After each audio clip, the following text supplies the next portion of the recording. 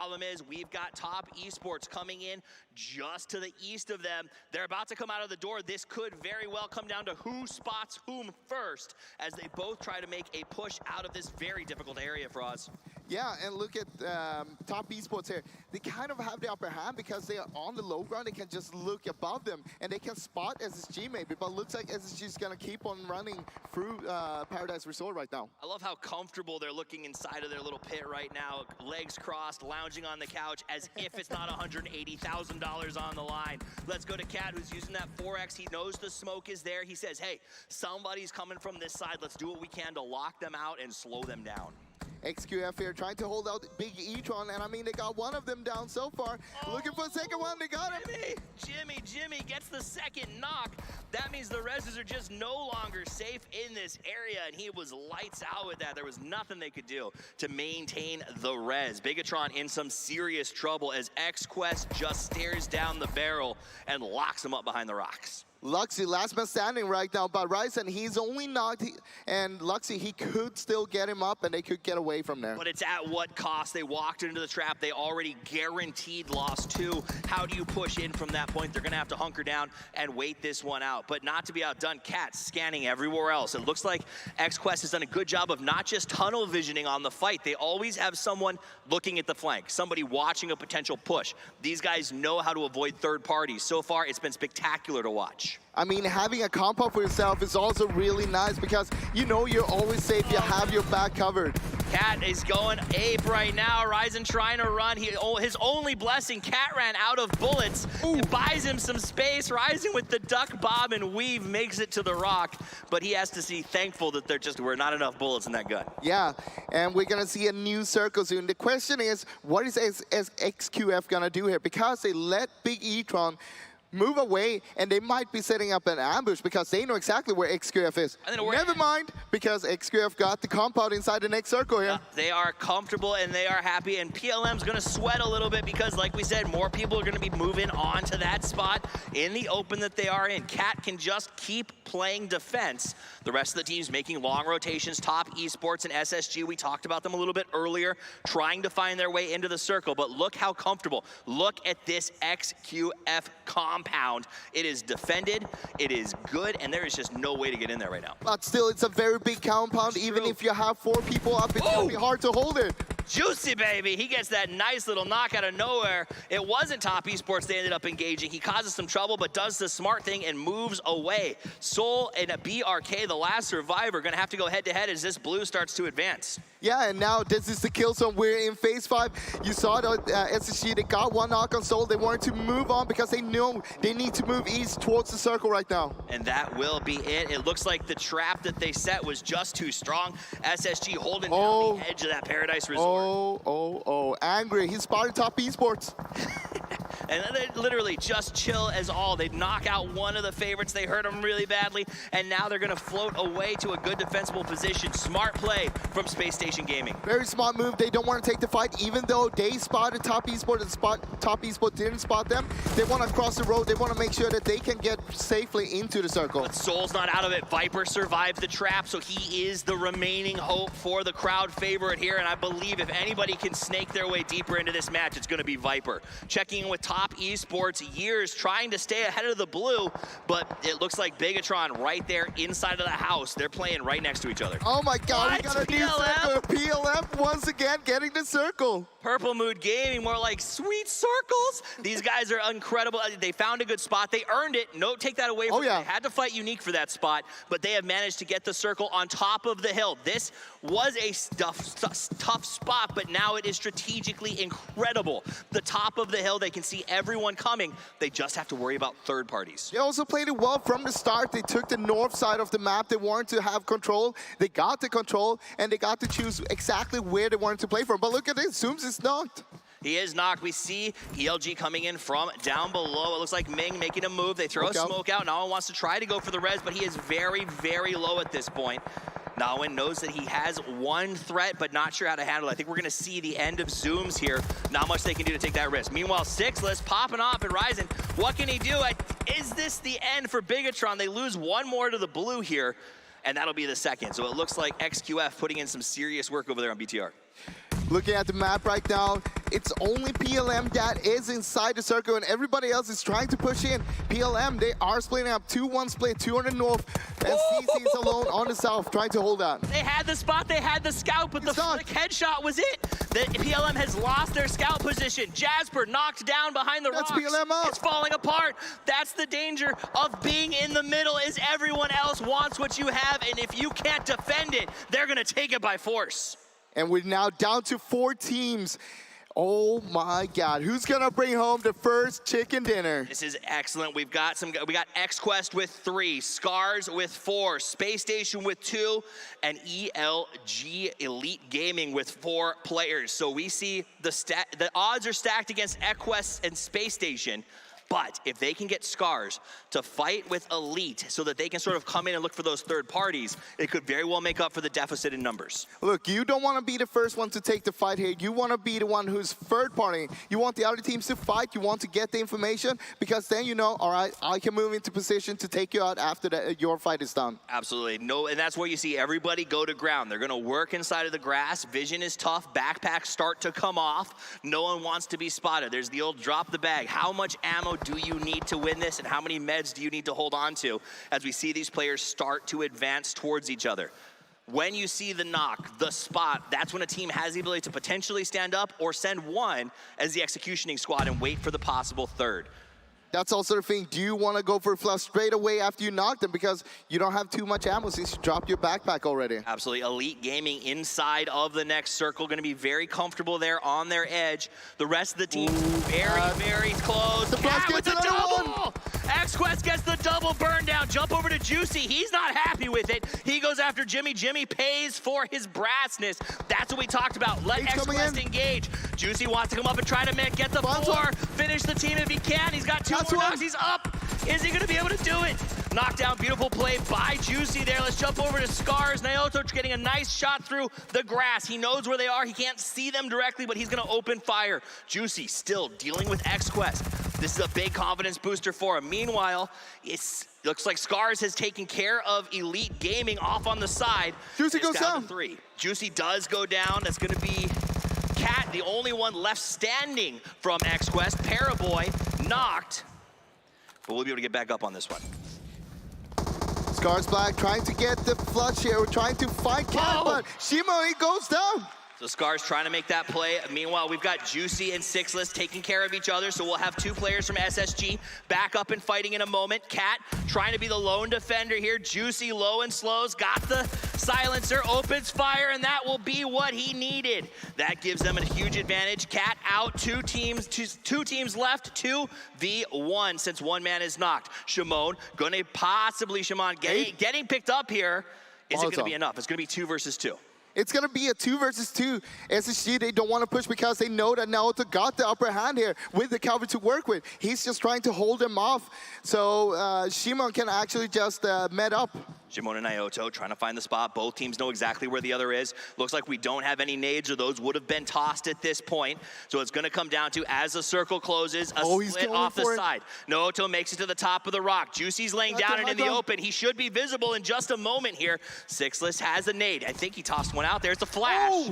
And they're gonna make the push on the flash. Is it gonna be enough? No, they decide not to come out. Shimon with a really nice spot off here in the grass, waiting for them to come up. He's in that flanking position. So what's gonna happen is Naoto's gonna come out, try to open fire, and draw the attention of SSG to allow his partner to be the flanking spoiler. And SSG, they need to move first. They're closest towards the circle itself. Here it comes. There we go. Naoto gets the knock. It's just down to Juicy in the grass. 2v1. The hunting party is out as they look for him. Naoto takes the point, walks up to the blue line.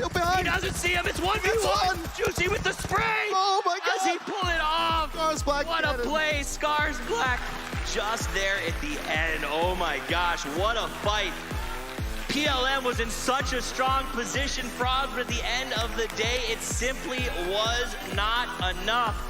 Scars Black comes out on top with one heck of a final fight. Yeah, I mean, you don't want to sleep on any teams here. We got the 16 best teams in the world. All of them are capable of doing a lot of damage to you, no matter who you are. Absolutely. When we were up here on the desk, we saw the desk guys talking about Space Station Gaming during the opener. We saw Seven and we saw John say, I just don't know if their consistency is going to pay off. Apparently it might. This is what they do well, but a huge shout out to Scars Black. Well, that's it from me and Froz. What an epic first game. We'll be back for number 2, but for now, let's send it back over to the desk and Kylaris. That's right, Scars Black gets themselves the victory here. Extremely impressive stuff from them on Sanhok to be able to find themselves the first chicken dinner here of the tournament as a whole. They did extremely well in their regional, and now they're looking to provide a spectacle here on the grand stage to get things going. To my right-hand side, joining me, as always, Seven, we have John Allen as well as Avenger. Guys, our first game on Sanhok delivers. My goodness, SSG. They actually lost the first player of the match, and I think that might have actually helped them out. Yeah, it was quite interesting to see. You know, Sanhok was one of those maps where having less players is sometimes an advantage because you can sneak through those third-party gaps. You can move through fights and try and wend your way through. You need to be incredibly mindful when you're doing it, but it can pay off. And also your strategy changes when you lose one player. When you go down to 3, you play a bit more cautious. You're not going to be third-partying as much. You're not going to be playing as aggressive as you usually did. And that's actually what we saw from SSG especially, where they had a spot, they spotted a team already, and they decided not to engage on it, to try to get into another angle in the circle, and it actually paid off huge. And I think that's the reason why they got second from this match. And it was actually Angry that saw top, and you could actually see him thinking about it. Do I want to shoot this? Do I not? I think Juicy called him down there, actually. Let's not engage. Definitely. We want to make sure to get into the circle there, because they had to cross the rows. There's some open space as well, where they had to cross that before getting safely into the circle. And they had just also knocked some players from Seoul, and Sixers was just waiting for them. So it worked out perfectly for them. I think something we saw a lot, especially towards the end of that game, was heavy trigger discipline, as you were kind of alluding to their Avenger. And I think that's the classic thing from Sanhok, obviously. You don't want to expose yourself too much. We see a lot of suppressors coming into play as well, obviously, which makes a huge difference, especially here in PUBG Mobile. And I think that paid off hugely. You were jumping already in the end, and I was actually expecting a bit more, because they played it safely, but I was expecting them to either push out as 2 and take a very aggressive stance and then split out, so the other team would focus, Scars would focus on SSG, so the other guy could actually refract the 2 other guys, but they played it safe, and it nearly paid off in the end.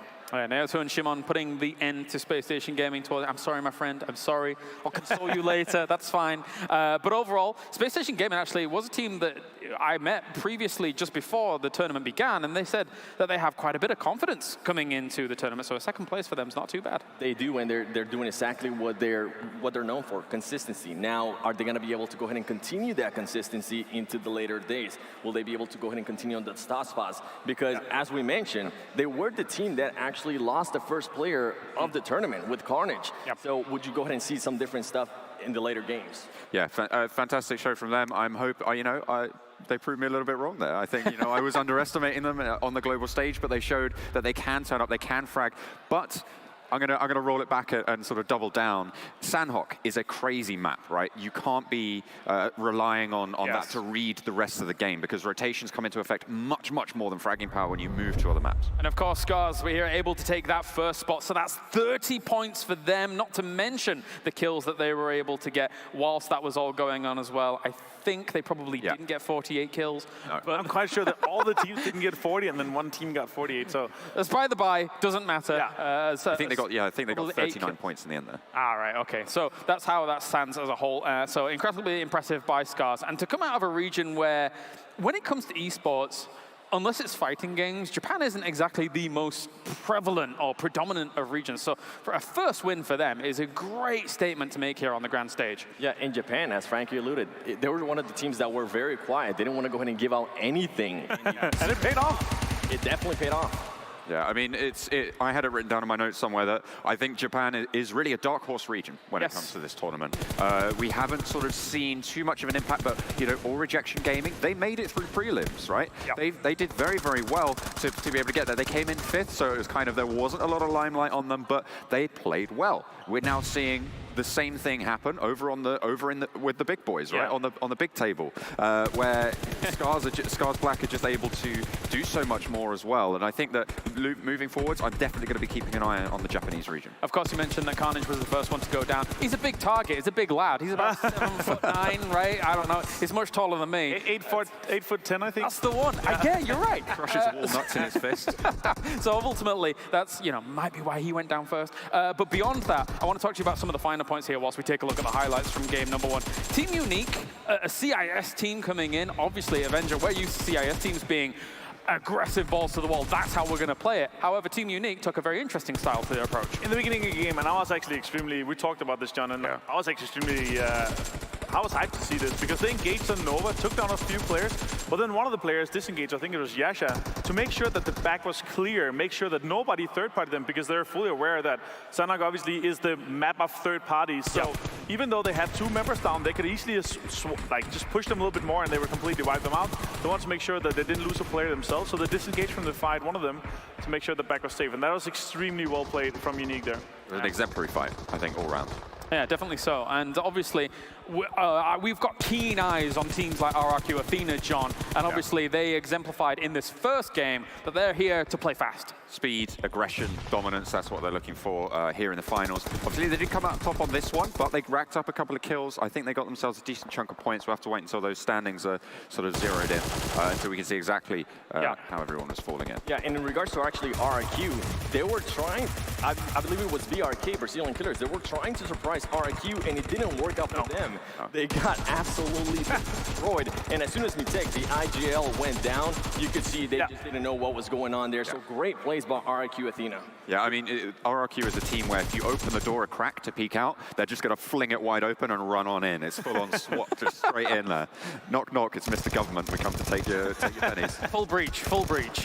I really love to see that, especially how he pushed with an AK red dot just around the corner and took down 2 players there. That was fantastic. Yeah, and then obviously when we take a look at how things played out towards the later circles, obviously we've surpassed that in the highlights here for the moment, but Purple Mood technically had a nice spot, but they got kind of crushed in on. Is this going to prompt maybe some teams later on in the tournament to change up their style, maybe focus on edge compared to going center and actually being bulldozed? I would say in general here in Sanhok especially, don't want to have a center spot where you don't have like hard cover, a house, anything else, because once it comes down to kind of the critical mass where you hit the too high density where the fights are just going to happen because there's too much third parties, you don't want to be in the middle of that because everybody will be able to see you. You want to be in the edge there. So they should have swept out and make sure they could held one of the kind of the spots safe, so they could have the 180 degrees behind them safe, so they could focus on the forward instead of having to just lay down and just be waiting for a third party there. That's what happens in the end. It's going to be scary. I mean, one team that did have edge pretty well in my mind up towards some of those final circles was XQuest. Yes. They had a decent compound, the final compound in the circle. Obviously, it's a little bit hard to get out of there and then keep going. But what did you make of XQuest's campaign to start things off? I mean, as you mentioned, once they had that compound, I thought maybe they had what it takes to actually win the whole thing. But trying to get out of there, the zone wasn't in their favor, and that just hurt them so much. And Juicy was actually able to go ahead and knock some of those players down, which was perfect because he was able to hear those shots that XQuest, I don't remember the name that the team they were shooting at, but as soon as Juicy heard that, he took advantage of it. He made sure he capitalized on those skills, and it's actually what maybe led SSG to end up in second place. And that's the thing as well. I think that we saw even when you put XQS in tricky spots, they can just whip around and land those headshots. We saw the guy in the scout tower who was looking out. He was like, I'm going to pop up, I'm going to get a knock. He goes up and just instantly falls back down to the floor with a red health bar. It's, it's phenomenal what these guys are able to achieve with their aim. I was actually kind of surprised that XQuest did not go more aggressive considering how good of a spot they had. There's a lot of teams on the southern side. We talked about this as well. There's a lot of teams on the southern side that they could have gate kept a little bit more than they did. But I think they just wanted to make sure that they have 3 or 4 guys going into the late game of the circle. But it didn't really pay off as much having that the compound as long as they did actually. And something that I actually noticed with XQuest is once Paraboy went down, they play a lot more passive than that. So going off what I was saying at first, it comes down to what their star player ends up doing. If he gets hot, then the whole team is going to go ahead and feed off that. And we're able to see that this team is going to go ahead and play out like that. Some of these teams have as you say, a star player that they do build themselves around to be able to kind of have that motivation to move on and do well. Let's take a look, of course, at the top 4 players here from this game as a whole. It's our dream team from game number 1, and we do have, of course, a member of XQuest over here as well in Cat. Juicy's going to be making an appearance, and of course, the last 2 remaining alive members of Scars Black to be able to make an appearance as well. So a great showing from these guys throughout the game. Yeah, indeed. And Juicy, I mean, the IGL, as I mentioned earlier, being able to get those extra kills there from XQuest was a huge play. He did get knockback. He played it smart. He went back to 6-less, made sure they got picked up, and just let the other teams just kind of deal with their own thing. That final fight was a little bit interesting to me. I think that they maybe missed a trick not going aggressive earlier when they knew that the enemy team was pinned behind the rock. They could have spread out, but instead what we saw was Scars Black actually do that in the end. They were able to snake out sideways, and that is essentially what won them the game.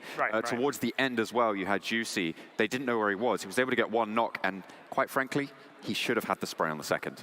I have to call it as I see it. I think he should have been able to win that one out for his team. They still did phenomenally well, don't get me wrong, but a little bit of a whiff there, and maybe a little bit of a whiff earlier into the fight, a lack of maybe confidence in the shot calling coming through in there. Maybe it's just a little bit of nerves on the grand stage, but they definitely, they're very, very strong, but there's headroom to grow. Yeah, I think actually at that point he was just healing up, and then he wasn't able to. He wasn't sure because he was already in the zone. But yeah, he should have been able to get those 2 kills there at the end. Well, thanks very much, gentlemen. I'm going to check in over with our friendly neighborhood Scoom to check in with this cable. You know what? This is a hazard, all right?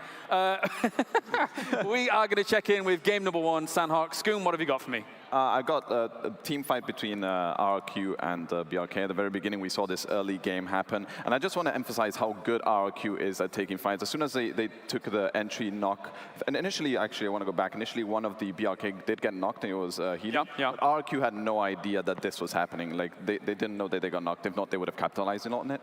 But the first knock that they get initially, I believe, it was on Fusey, right here, is when they start pushing. They're right now on the southern edge, so they know they can fully push out. When you're like in the middle of the circle and you get knocked, it's kind of hard to do team fights. You might get third-partied around you because it's like PLM at the end happens. They go third-party. So in this situation, they're south edge. They get that first knock. They throw the utility, which is really good. You want to throw the utility in case they're rezzing, so avoid the rezzes. And then they start positioning themselves in a really, really good manner. In a few seconds, you will see how good their tactical approach in team fights actually is. As you see right now here, they have 2 guys, one at the front, one backing him up in case he's pushing just for the refrag, and you have 2 guys on the sides, one on the left angle and one on the right. And this is just perfect to get those beautiful angles and see, in case they see any of them moving away, they have those angles, and they just immediately pushed in and just annihilated the Brazilian Crusaders in this team fight. And it shows how good they are and how confident they are in their maneuverability and just to take team fights like that. Another clip that I want to go over is probably the most important circle shrink that we saw in that game. It was a mid to late game, and it was a huge shrink to the west. And we see here Scars Black, the team that won. Look exactly where they are right now. This seems a really unfavorable position. But in Sanhok, there's so many third parties going on that being in this position actually isn't that bad, because you can go around, which they ended up doing, going all the way around east on the eastern side and actually taking fights along the way and end up winning that. As you see also Space Station Gaming, they're outside the circle in the edge kind of thing, so they came second place. So these positions, maybe in Erangel and Miramar, it's not going to be so favorable, but in a game like Sanhok, it can be favorable. You want to be being aggressor and being third party. And another thing to touch on as well at the end was... Oof, you've got so much for me. The last circle shrank that happened. You see PLM bang in the middle, but actually not a biggest fan of that. As you saw later on, all these teams that are crashing in from the sides, they don't want to be in a position where it's bang in the middle, because everyone is going to be coming in from all the angles, from that side, from this side, right? So what ended up happening is they got third-partied at the end, whilst Scars Black had one of the edges, and Space Station Gaming also on the side, on the bottom left, had the path to go in was easier for them. They could third-party, eliminate the teams around them, and had a greatest chance of success. All right, well, thank you very much, Scoom. My almost MVP of that moment was almost that Molotov at the very beginning that almost caught them. That would have been nice to see, you know, a little burnout. I'm always happy with that. But thank you very much for your great insights, as we can now head over to an interview with our winners in Scars Black. Thank you very much, Kalaris. Yes, I am in the pit that's occupied by Japanese team Scars Black, and I'm with Shimon, who is one of the final fighters left alive. Shimon, talk me through that final fight in that 7th circle. 初めての試合で強気なムーブできて勝ててよかったです。嬉しいです。It was the first victory, so we are very happy that we were the first team that won the tournament. It was a difficult final circle, though, because you were being closed in by the blue. It forced you to take on Space Station Gaming head-on. How did you and Naruto take down Juicy from Space Station Gaming? 最後のシーンのことなんですけど、最後に2人だけがいて、相手は1人でしたよね。で、これはすごく難しかったかなと思ってますから、これについて少し説明してくれれば嬉しいです。ラスト2人なった状態で、敵がどこにいるかわからない状態で始まって、自分の先打たれてから後にどこかわからない状態で反応して倒せたのでとても嬉しいです。So yeah, the situation was extremely hard for us because we were only 2 and we didn't know where the rival exactly is. So the key for our victory was to communicate with each other and to rely on each other. Now, finally, Shimon, Scars Black drops in docks on Sanhok.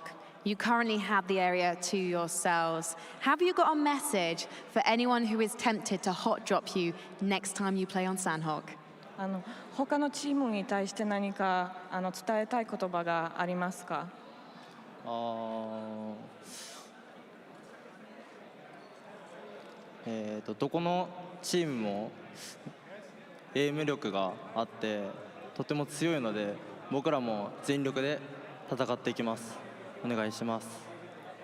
So we think that you all are really strong and you are very good rivals. So we are proud that we can participate in such tournament with you all, guys. Thank you. Well, thank you so much, Shimon. Congratulations on winning the first chicken dinner of the tournament with your team, Scars Black. Now, after the break, yeehaw, we're going to Miramar. So you guys stick around because we're going to get hot in the desert after this short break.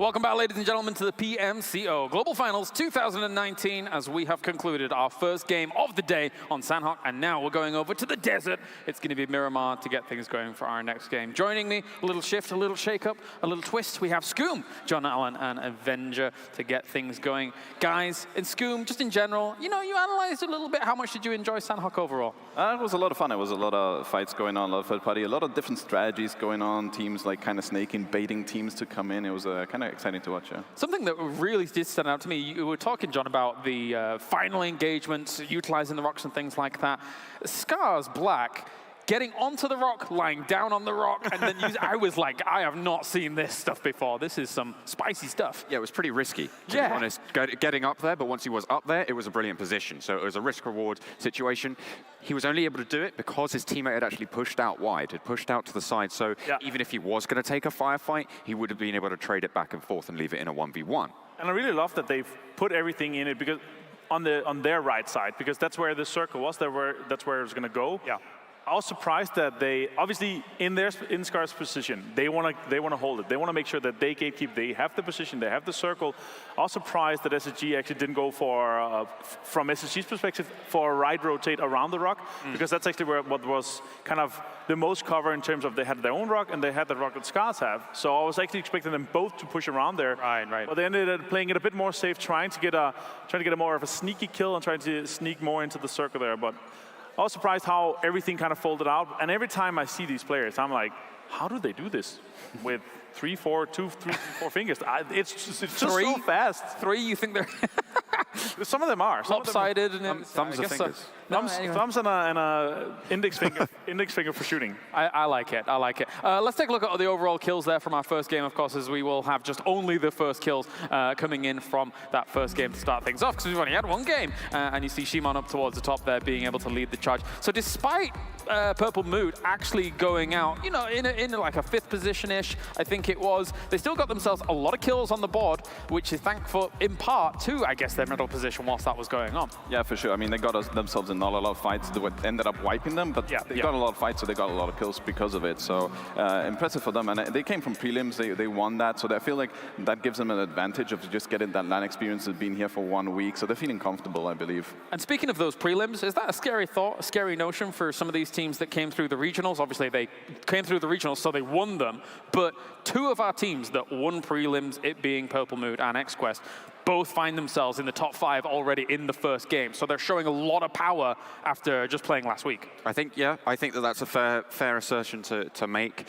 Maybe it's something to do with they've been here for a little bit longer. They've acclimatized to being in Berlin. The time zone, time differences as well can come into play. So the fact that they've been here for a week already, they've been able, go out and see the sites, get some practice in situ, maybe playing to their advantage at this stage. I think so too. I mean, compared to coming in yesterday or the day before, as we've seen Seoul do, I think it's an advantage being here, being already.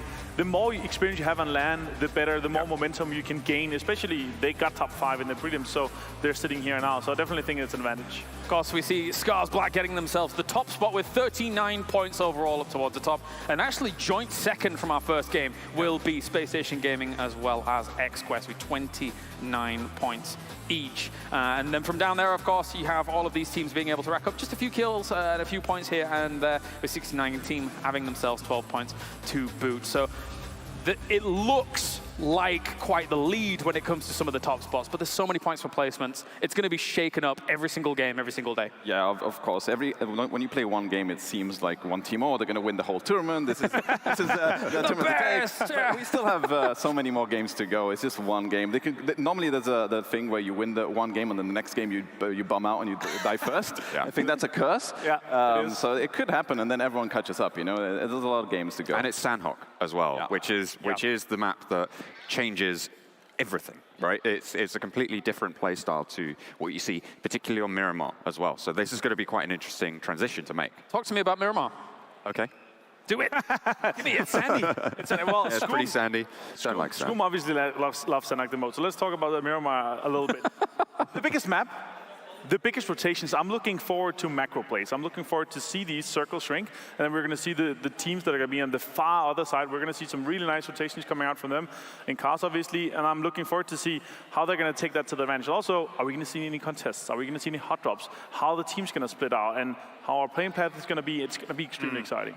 Makes a bigger difference on Miramar, of course, it being a bigger map. Yeah, for sure. And in Miramar, you have a lot of space to move around. Like in Sanhok, if you have teams around you, it's hard to choose a plan B because it's so small of a map. But here in Miramar, if someone hot drops on your area, there are more teams than one, because I think there's a lot of teams that are going to go Hacienda, for example. There's, I think, like 3 or 4 teams go into that location. So if you want to have a plan B, you have so many different options. Like you can have different approaches and stuff like that. And going into Miramar on the first map of they're going to play this tournament is a teaser. Like the teams adjust to see what they play, and then they come back tomorrow and adjust the loot spot to their strategy and stuff like that. All right, well, thank you very much, gentlemen, as it is now time to get into our second match of the day. We're going from Sanhok, where everything is close quarters against all the foliage, and we're going to Miramar, where long-range factors could be a big deal here when it comes to those sniper rifles and DMRs. Time to head over to game number 2, and time to bring you the commentary team here for the game. Once again, it's Roz and Toffees. Game 2 underway. We saw an awesome match, and honestly, kind of a surprise final 2 there coming from Scars and SSG. Maybe not for everyone. Seven Worlds did say SSG is his pick to win this thing. John wasn't really believing in that. What do you think? Consistency or bombastic style? I mean, you want to have consistency, but don't forget XQF as well, because they are tied up with SSG right now on 29 points. Now, it's going to be interesting because we're moving into Miramar. It's going to be different playstyle. The players, they know the map so much better. They've been playing on Miramar for a long time. And I mean, you got to remember, it's not always just about getting to the end. PLM had the most kills in that last game, but that was only 8 points for us. You got to get the kills and the placement. On a place like Miramar, where rotations become difficult, you're forced to use vehicles, and it's not the easiest thing in the world to drive here. That can be very, very tough. Yeah, it's gonna be amazing to see because, hey, positioning equals kills. Take a look at the arena brought to you by Next. This is the PUBG Club Open Global Finals. The teams are in the pits. I love this, Froz. One of my favorite things about PUBG Mobile Esports is the idea. It's esports. It's hardcore. These guys are the best players in the world, but they can do it from a couch. They can do it from work. They can do it during the breaks. We got players here, like from Team Queso. Those players work and are students full time. I mean, one of their guys literally is cutting keys at a hardware store to support himself and sneaking in games during his break. Hey, I mean, look at it. If you're watching this right now, you could be one of these guys sitting here. Yeah, I mean, you should. It's definitely an option. We had 35,000 teams drop here in the first place. They came out to the open. Anybody had a shot at winning, and here are the best 16 in the world. It's actually amazing. Can you even imagine 35,000 teams? How many that is? And only India itself had 11,000. Absolutely, and a big shout out to Team Seoul, the representative, one of the big reps from that region. They had to fight their way here. The fans came out in droves to support these guys, and they're still doing it right now. I saw them earlier this morning. They were so happy. They're super confident. I mean, they've got some like these insane Instagram follower counts, but they're like super down to earth, talking to the fans, talking to the people here, just being like, man, we're excited for this opportunity. Look, they got a lot of fans here in the arena itself as well. It was amazing to see during the introduction, and all the fans was just going wild.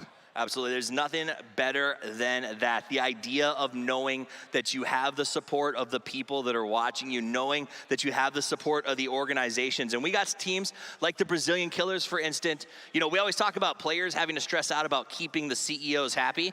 The CEO plays on the team with them. Pretty cool to see the fact that they've got a sort of a different dynamic. I can't wait to see how that plays out during the course of the entire tournament. Man, I'm super hyped for what's happening going forward. Toffees, I got a question for you. Yeah. When you play PUBG Mobile, where and what do you sit on? What do I sit on? Yeah. A chair. A chair? Yeah. All right. Oh, I see, okay. And you? I lay down in a couch, but at the same time, I always drop the phone on my face. Well, it hurts. You play with a phone the same way you drive, constantly crashing it. That said, we're going to send it back to James and the boys just for a little while to chat more about Miramar and the difficulties that they have playing there.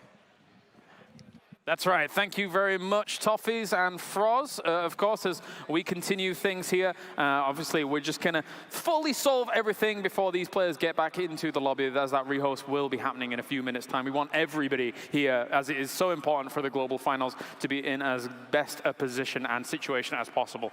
So we're just going to take a moment to get everyone good to go. I like that Toffees was, mentioning that Froz is a terrible driver. Everybody around the world needs to know that. That's very important. As well as, I guess, crashing his phone into his face. So we've learned more new things about Froz during all of this. It's a weird world. It's a weird world. But of course, let's talk a bit more about Miramar and how things go there. I alluded to the fact, just as we were going into that game, that it's going to be very different from Sanhok, because Sanhok is full of foliage. You're likely going to be having more close quarters combat than long-range combat. So talk to me about that, Scoom. Talk to me about the problems that can occur when you're going for all of these long-range fights, because Miramar can be very, very open. Yeah, it makes third parties a little bit more unique, because you're going to get, like, if you want to team fight a team that's close to you, you're going to get shot by 300 meters away, because it's so open ground, especially if you play like top hills and stuff. So you need to be more careful on how you approach fights and when to approach fights. It's definitely true, Erangel. And on top of that, we're playing third person here, so I'm looking forward to see how they're going to utilize the riches and how they're going to utilize the whole area, because Miramar, I love Miramar for there's so much open space that is playable without having like dedicated hard cover.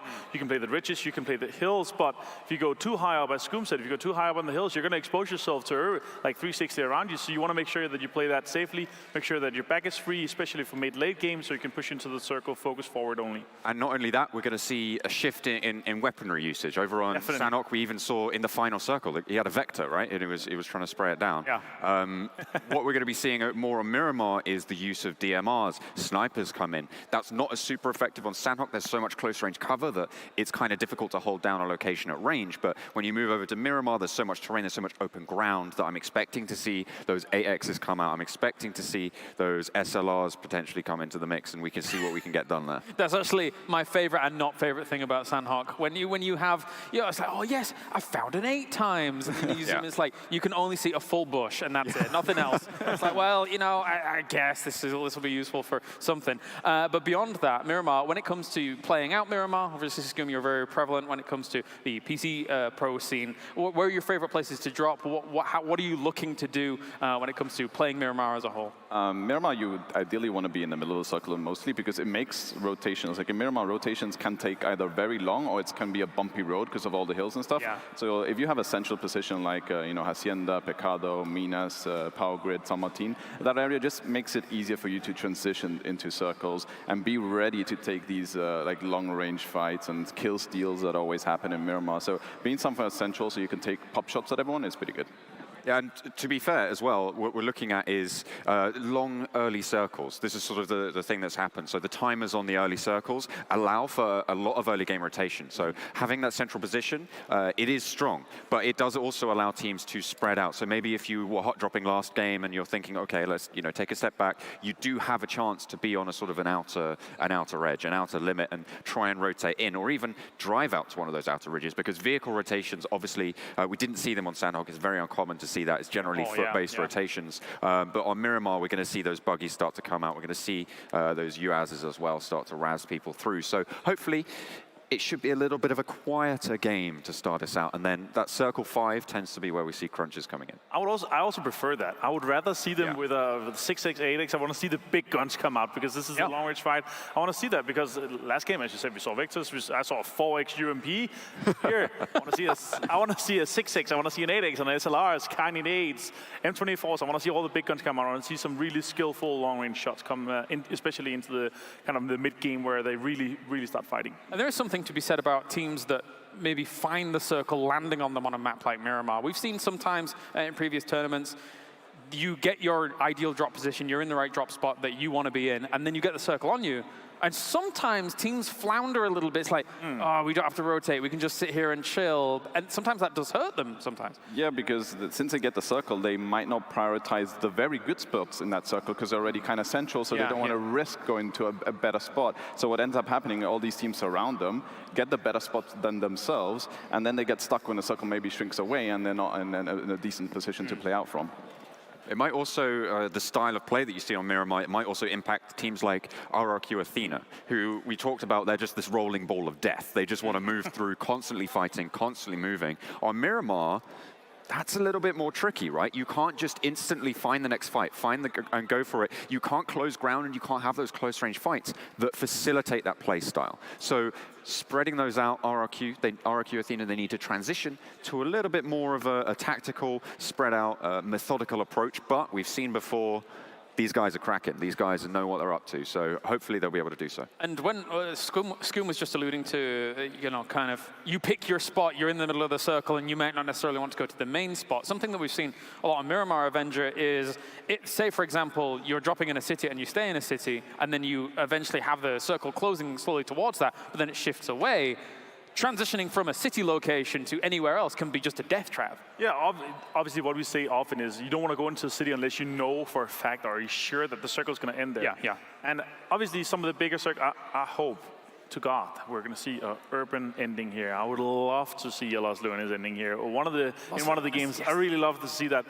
Another thing I also want to talk shortly about is I'm really curious to see who's going to get the big loot spots, who's going to get Pecado, who's going to get Hacienda, who's going to get San Martin, who's going to get all of these really good spots that are central, and who's going to be the other teams that are going to be prioritized. You know what? We're not going to fight early. We're going to get a car, maybe even go to Campo Militar somewhere, and how the different metas are going to change and how we're going to see the teams really choose. Do we want to stay central, or do we want to take a car and just go away and loot? Because that's what Miramar really facilitates. Right. We have so many loot spots. We're just a few more moments out from the game. Final question, favorite finishes, favorite finishing locations?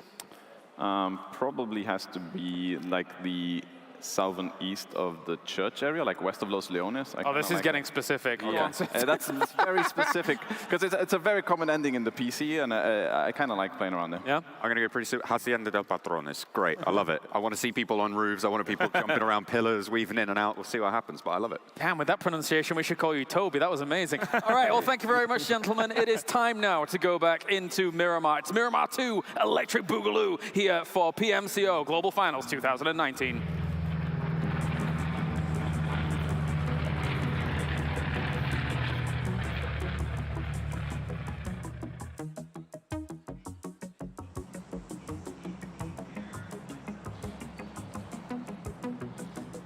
The plane is in the air and we have returned to beautiful Miramar.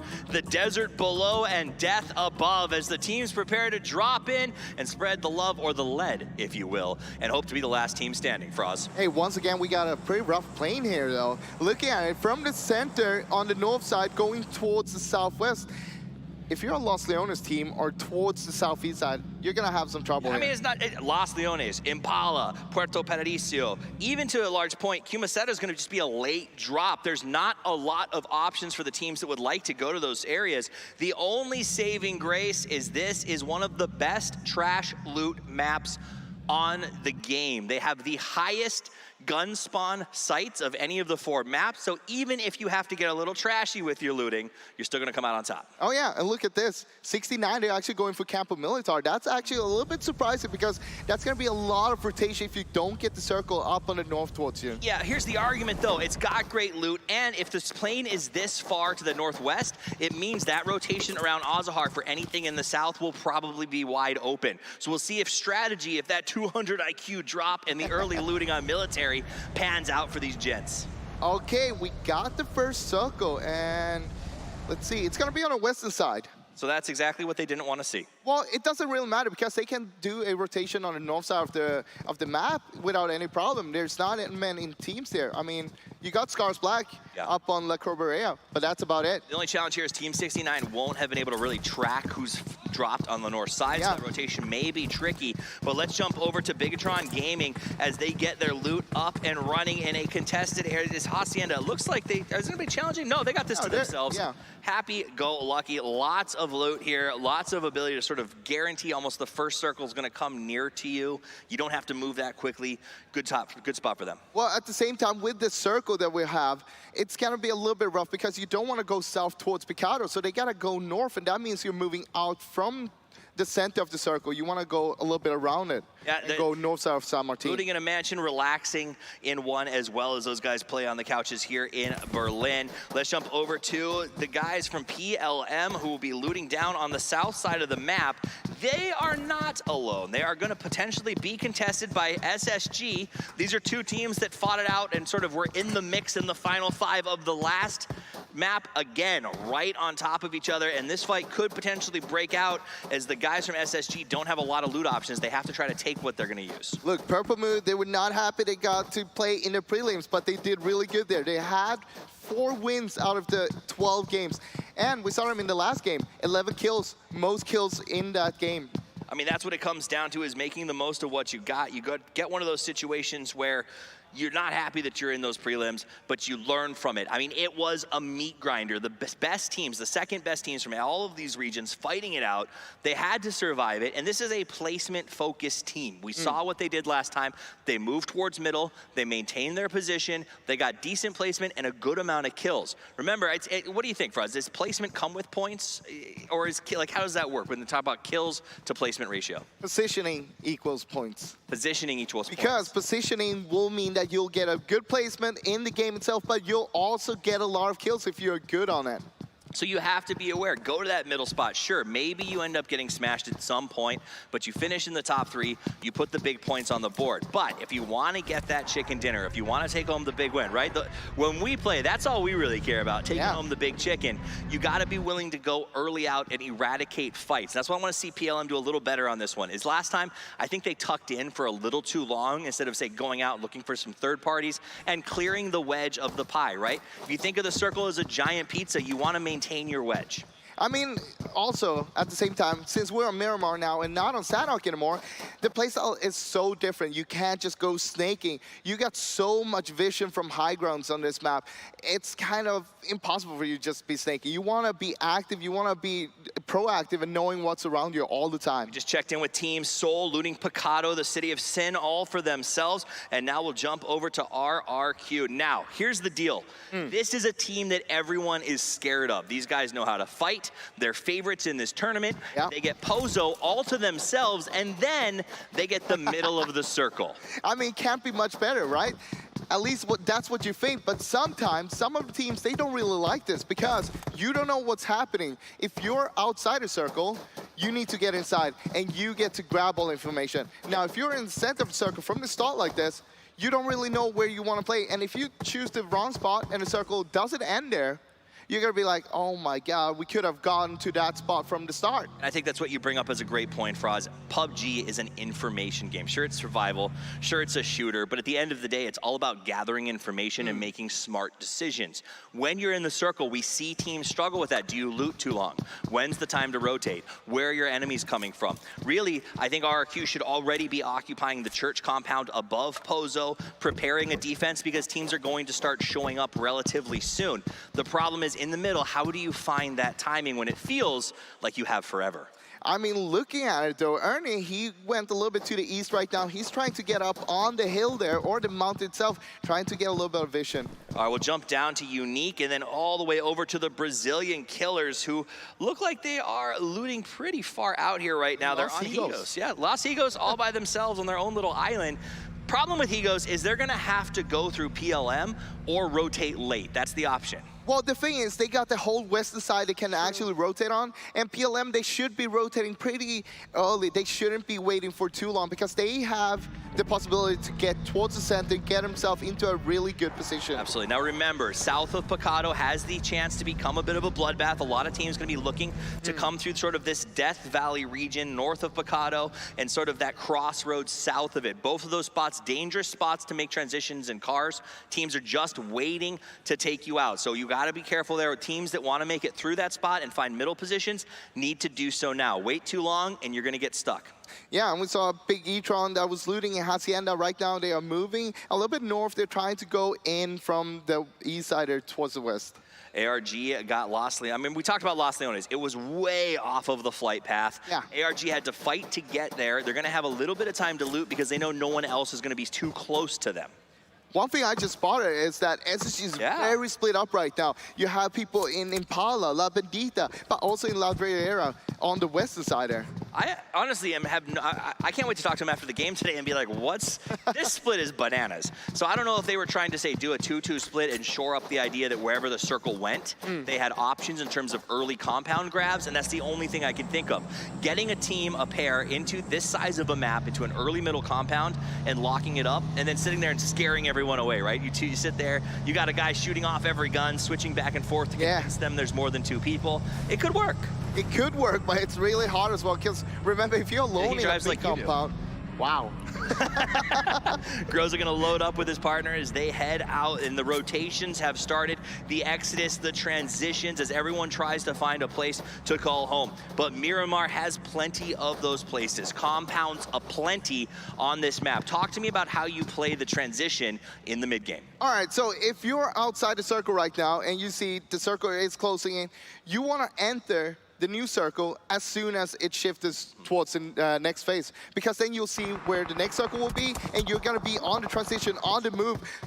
And look at this, though. What's happening? Nova taking some shots here. They does manage to get away. We see them butting heads with the opponents here. It looks like it is going to be Scars Black that's taking some shots at them. Scars has the rooftops. Nova sort of came into their area here, and Scars definitely has the visual advantage with George up on the roof, using that third-party perspective to gather information. You can see him doing it right now with the map, with the camera control, and letting his team on the ground know exactly where their opponents are. Yeah, Nova, they can't really get an angle on George if George doesn't stand up, so he could just be the Overwatch and give all the information in the world towards his teammates. Yep, absolutely. So Nova gonna jump away here. We see Fireboy taking some shots at Soul now. Mortal gonna have to try to turn around and get away, and it's not gonna be an issue. I don't think they'll lose him necessarily, except, KK Skr right there. Okay, I think Soul should be all right here, as the guys from Top Esports are gonna tuck in and just sort of send some warnings downrange.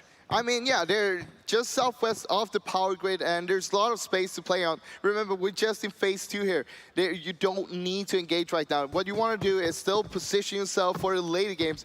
You want to, if it goes to a city, for example, you want to be ready to just crash into that city. Absolutely, and again, the thing about Miramar is you start to move in, you find a safe spot, and then you just really want to wait for the circle, right? You want to let everyone else fight it out, let people die in transition.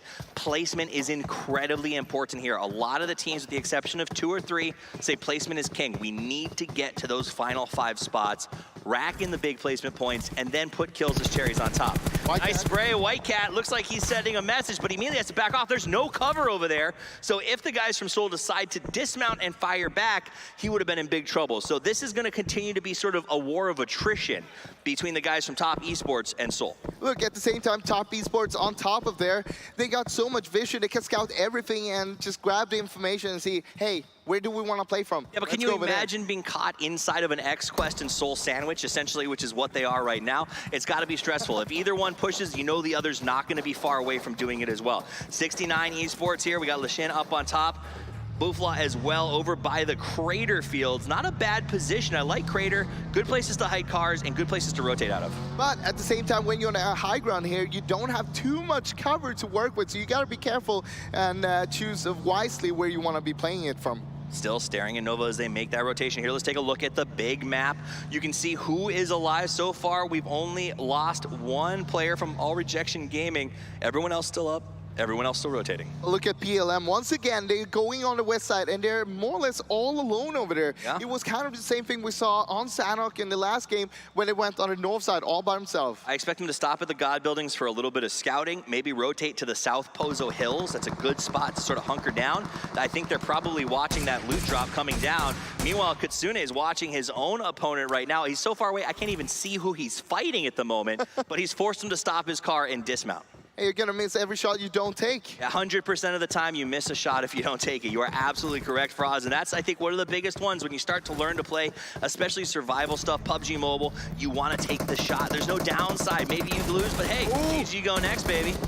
All right, Beze putting up a nice shot here as they push up on the guys from Scars Black. It looks like Scars had no idea, completely unprepared. What a shot! He gets the knock over there and behind the hill, and now it looks like Scars is going to be in some serious trouble as ELG just pushes.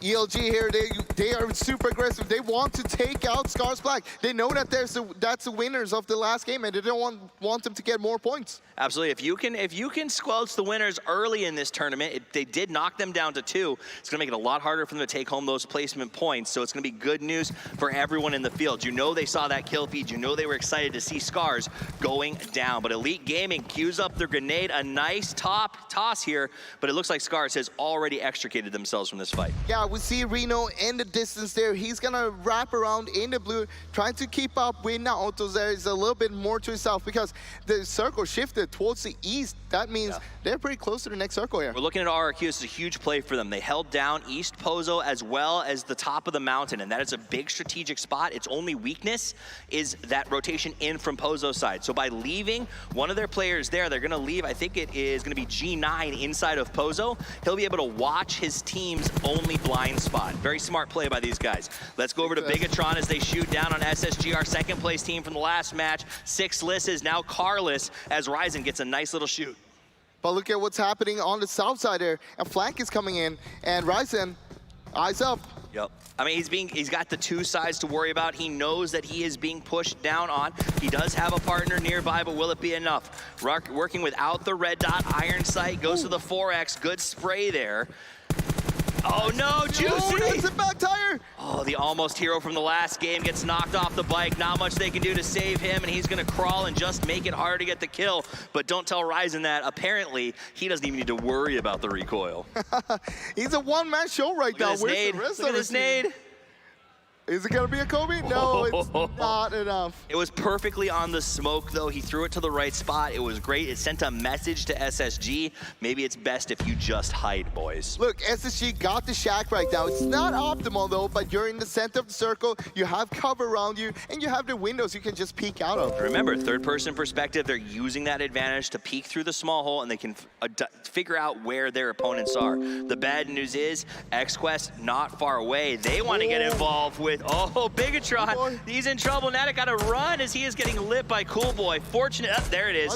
One tag, sends a message. Natik immediately reverses the car. Probably going to hide back in that ditch and say, okay, message received, my man. Hey, XQF here, they got a great compound, and again, they are in the center of the circle as well, more or less. So that means if they can hold this off, they can grab a lot of kills. And we saw that in the last game. 10 kills. Yeah, you heard the devs talking about it. Scoom brought up the vast size of this map, how we're going to see a lot of long-range fighting in the mid-game. That's exactly what we're seeing. In Sanhok, we saw a lot of 3Xs and sprays. Here it's been all about the 4 and the 6X and the very careful tap of the DMR. And DMR seemed to really be a carrier here on the Miramar map. Oh yeah, and XQF with Purple Mood, 4 wins each in the prelims. So that means 8 out of the 12 games those 2 teams won. You know, Fraz, I've noticed, like we said, a lot of these teams are using the DMR over, say, bolt actions. Yeah. What is the advantage that these players get from using DMRs instead of, you know, like my favorite time is to get that headshot with the bolt action. Why are they going DMR? DMR is more forgiving, so even if you miss the first shot, you still get a second chance, a third chance, a fourth chance, even a 20th chance. Yeah, so, you know, put that in your pocket, take it home with you in your game. The DMR is more forgiving, and a lot of times when it comes to these competitive matches, it's just so punishing to miss that first shot with the bolt action. All right, Justice down here on the downhill. Looks like he's got a decent idea of where the Brazilian killers are. The question is, will GC Busan take this fight or just move on to a new spot? Looks like they want to move into a new spot. They also got a few vehicles here to work with. So we know this is Miramar. It might be a little bit open from place to place, but with vehicles, you can build your own little fortress and work from there. At the end of the day, they were outside the circle. It's better to be in if you're going to pick a fight than out, and they're going to start that rotation. Meanwhile, let's jump over to 69 Gaming, who is in a similar position with Nova. Neither of them are inside the circle. If they take this fight, it is a losing proposition for both. You have to finish it quickly, or you have to find a better rotation. And 69 looks like they're going to opt to get into the circle and play gatekeeper instead of force a fight on the outside. So always too bad to take the fight, because if you can take the fight and wipe them off, you get more room to work with on your side of the circle. But looks like 69, they're going to set themselves up on the north side of the new circle and try to gatekeep the other teams. You just saw a little map pop in on the right side that showed the path 69 was using to rotate. Cool to see the way that they stopped, they scouted, and they moved instead of just sending it and hoping. Oh, look at Nova. Rotations continue. We've got Nova off to one side, PLM off to the other. Spray's gonna open Lasheen's. Did he find anybody on that one? I think it was a bit, yep, he's got Nova pinned. They're upside down behind a car. What can you do? If there's one grenade, that'll be the end of Nova, and immediately they start to pull out the throwables. There he goes. Here's the cue. Nova, can he work it out? The cook is on. The toss. Wait for the explosion, and it looks like AY's gotten away. JN, not so much. The grenade wasn't in the right spot, but Nova still pinned down. Gotta be careful, Bufla, getting shot here. He's gonna have to fall back. It looks like a third party might have gotten involved from the distance. Nova defending. I honestly, Frost, don't know how Nova got out of that. Yeah, how did they actually manage to get out of that? 69 should have been on top of that straight away and just starting to nade out and get the kills going. The big one for me is we saw that Nova used offensive grenades instead of just, or not grenades, I'm sorry, smokes. Instead of smoking the players stuck on the car, they smoked the vision lines that 69 had towards Nova. Now let's jump over and take a look at this fight breaking out. SSG looks like they are pinned down and taking some serious damage at the moment, but also returning it as it looks like... I think Scars was pushing them. Yeah, Scars was pushing, but they ended up getting the turnaround kill. You can see the replay here as Unique Old Boy gets that knock here from All Rejection Gaming for Unique Knight. Wow! That's beautiful. That's some nutty shots there. Look at him just swapping back and forth effortlessly, as that will be the end of Scars Black. The champions from the last game going out. Mortal goes down as well. GC Busan right now, they're taking a lot of control here on this hillside here, and that's great to see, but they gotta be careful because they might just have teams pulling up from behind them right now. Absolutely, I mean, they're working the edge, they're stopping people from coming on. Meanwhile, PLM and Nova now going head to head. Nova can't seem to get a break. For every time they escape a fight, they walk into another one. We've got Purple Mood up here on top of the hill using the smokes effectively, but again, Nova right there as they move parallel to each other and start taking a lot of damage. Not one goes down, making it a 3v4, I believe. This is a super important fight because we saw the new circle pushing towards the north. That means PLM and Nova, they're just outside the circle. Whoever wins this fight, they're gonna have such a good position for next circle. While that fight was going on, Team Soul was eliminated, taking us down to 13 teams and 45 players left alive. The circle is closing. It's not in a city, it's on two ridge lines separated by a road that's basically a river for all intensive purposes. You don't want to get caught crossing that, do you? Look, it's all about which side of the river do you want to be on. I'd say south right now because the majority of the playground is there. You got to remember, here in Miramar, it doesn't have the grass benefits of Sanhok, so a lot more smokes being required. Utility is how you make crosses on this map, and these teams are doing it very, very effectively. The problem, Froz, the smokes are going to run out. PLM can't be carrying that many more. They're getting sniped from the distance, RRQ causing problems. Meanwhile, Nova hitting them from the left side. What do you do in that situation? You know the smokes are running out. You gotta come in. You gotta come into the fight. You can't just stay there. If you stay down there, you're basically saying, hey, we're already dead. We'll just try to survive for as long as possible. But you need to take the command here. Push. There's an old saying from an ancient philosopher, just send it. And at some point, you got to commit to that. Let's go to GC Busan, who looks like they may be following that just a little bit as they head uphill into really a mess on top of the mountain. It's a lot of teams on top of the mountain. We have 10 of the teams are on towards the south side here, and it's just a big cluster. So Bigatron up on the high ground, trying to defend it as much as they can. It's similar to what PLM had to deal with in the last match, but it's not in the middle of the circle. That's going to be their biggest struggle, is all of these teams stuck on the edge. We got a quick glance back at PLM's situation. It looks like they're down to just one player, Nawin hiding inside of a smoke and hoping for the best. Meanwhile, Nova seems to continue their Teflon streak of dodging bullets as they move down the hill and manage to still survive with one player standing and one on his knees. One is good enough. I mean, one is all you need, right? We saw that in the last game. Yep. Bigatron manages to get the res. They're still going to stay 4 strong. They've got Busan behind them on the edge inside of the blue. He's trying to make the outside rotation. Goes for the spray. Rose ends up going down, and now Justice has the hopes and dreams of the team for this round on his shoulders as he continues to move alongside that blue. Look, they got people all around them, and right now it's all about finish up one fight and focus on the next one. You don't want to take 2 fights at the same time. No helmet on Zuxi. He's going to move around, does get the flush, but Unique is just around the corner. So no matter what the 1-2 punch of the Twins do here, they are going to struggle a little bit with how they get around this one. Bigatron looking to be 4, Unique on the side. Here we'll jump over to Team 69. There's that bolt action we were talking about. Few things feel as good as hitting a shot with the Kar 98.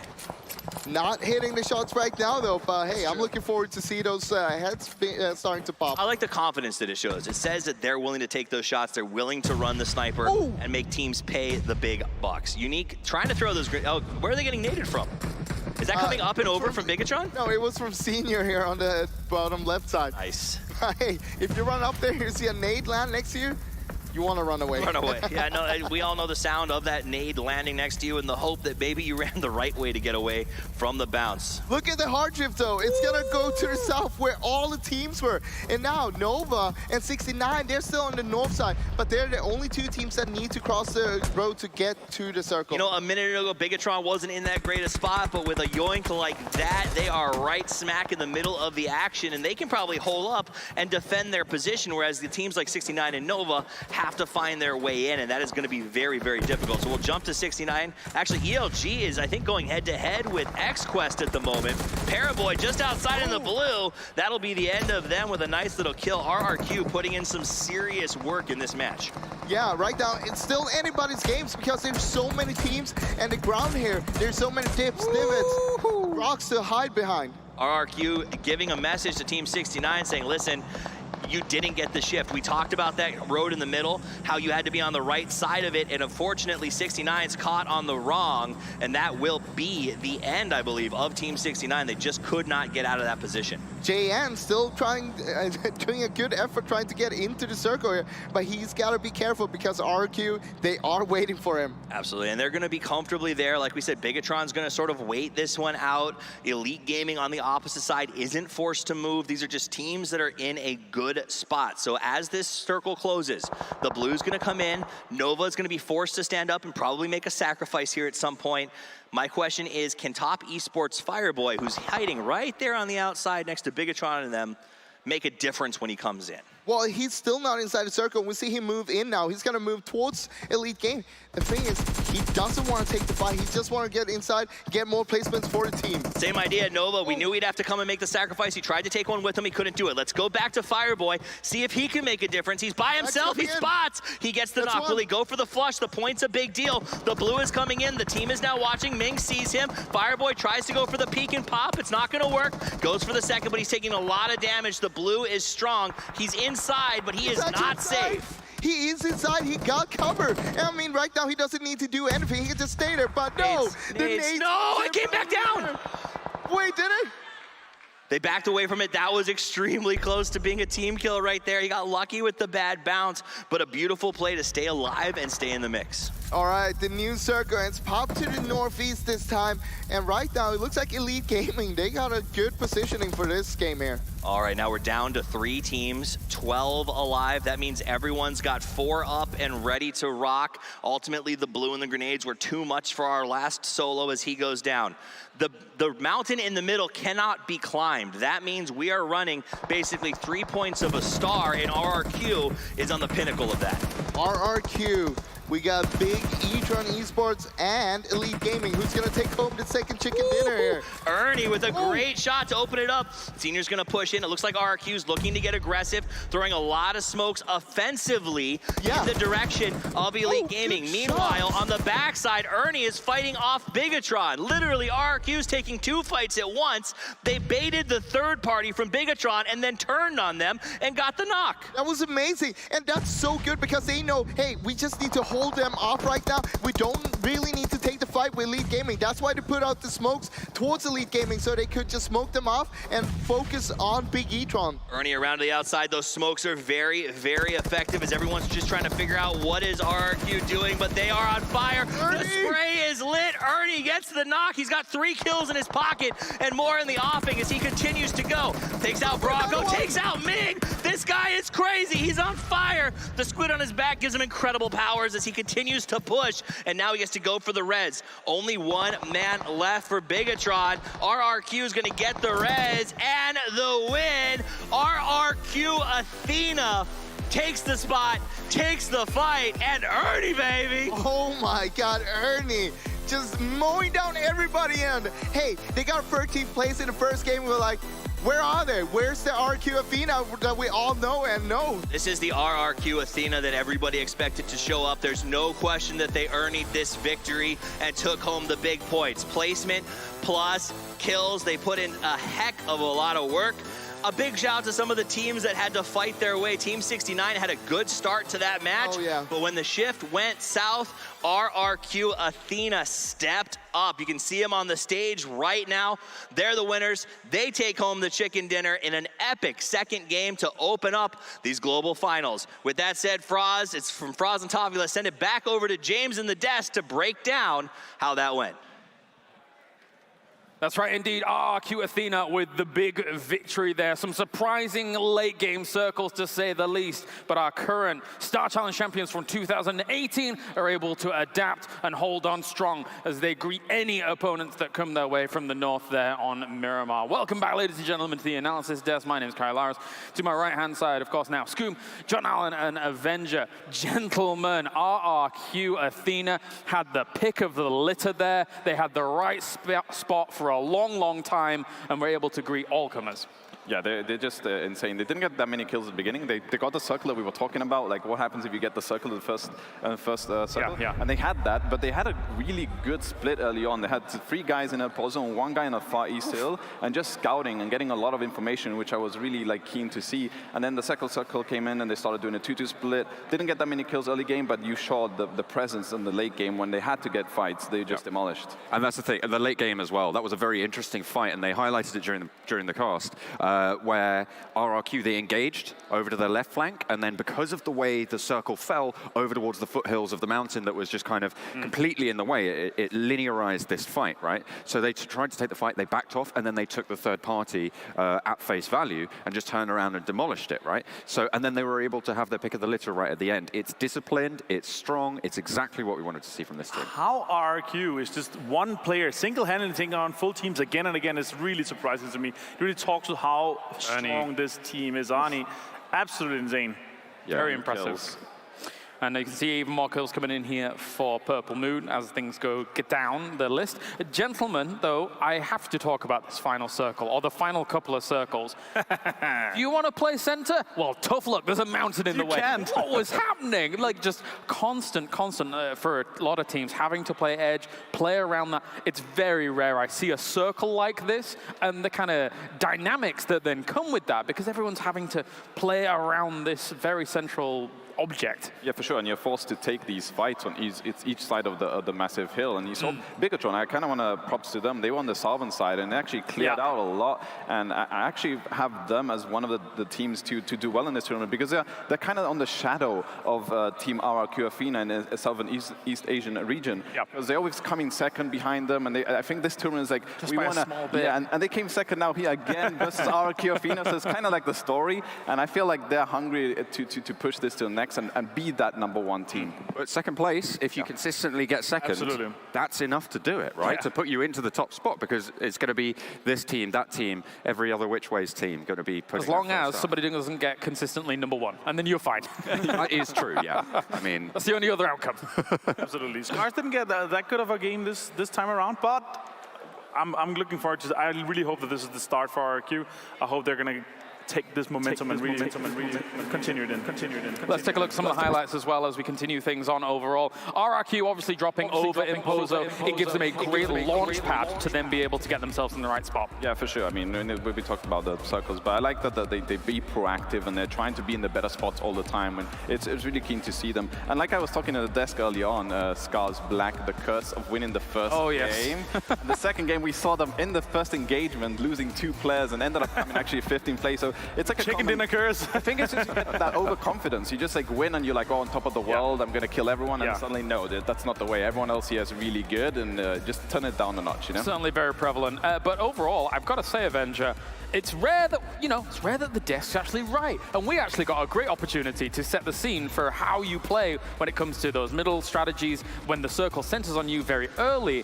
But then, as I say, RRQ Athena kind of proved that they're not afraid to be able to take the better spots when those circles do shift around. You can see how the aggression they played and how well they were able to play around the circle. And we were talking about when we were watching the game. That object in the middle here, but they 100% knew where they wanted to play from the start. They had an opportunity to play to push around if they wanted to, but they played on the side they knew and they thought they were going to end on.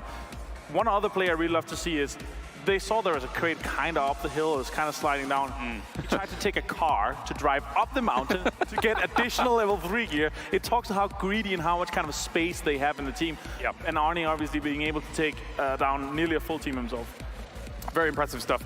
So beyond that, other teams that kind of really stood out to you, John, what were your thoughts here regarding this? I mean, I'm just disappointed that we didn't see Seoul in the final circle. That's Every time I come to you, I feel like this is going to be your answer. It's fine, just don't worry, but you like Seoul. You like Seoul. I mean, me and everybody else in the world, so I feel like I'm in great company there.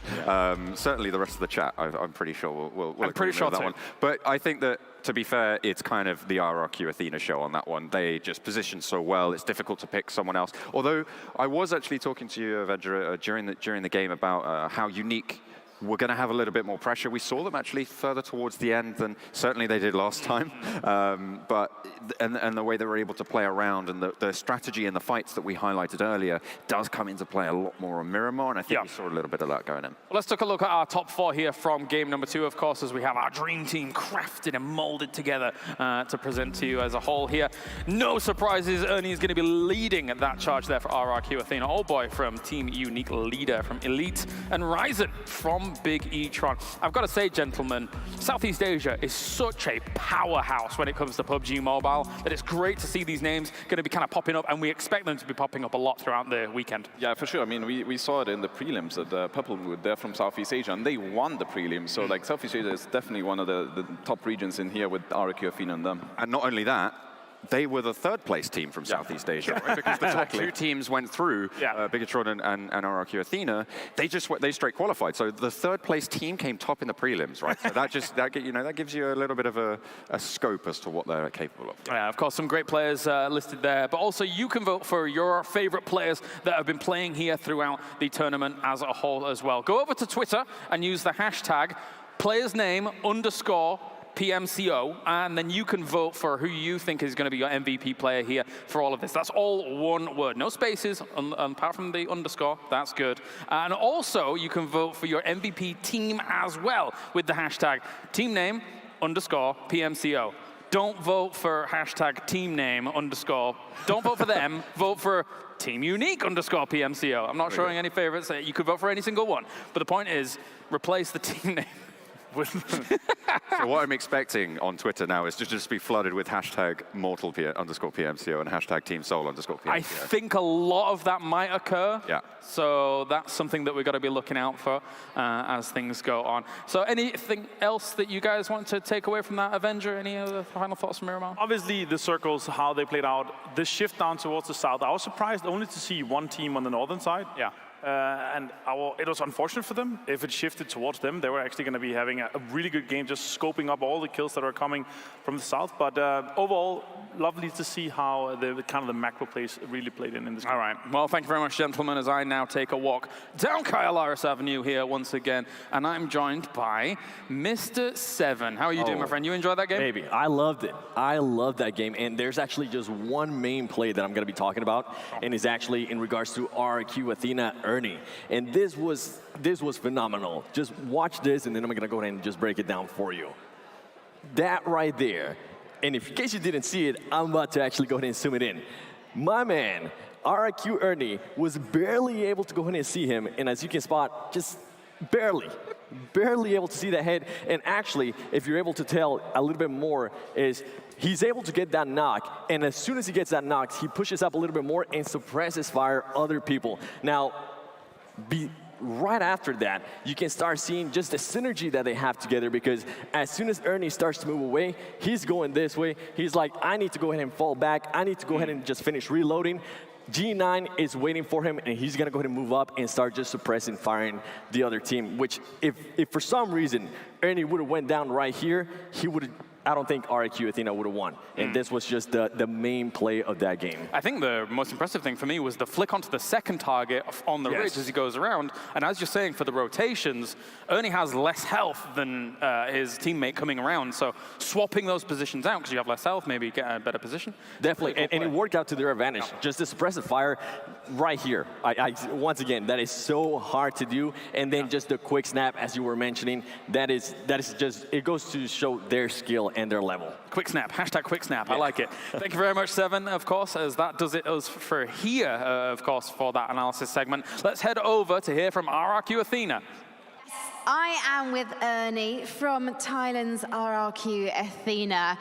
What a performance from you, and we're going to talk about that very shortly, because on the first map of the day, the team came in 13th. So how did you reset? How did you get ready for Miramar to take the chicken dinner?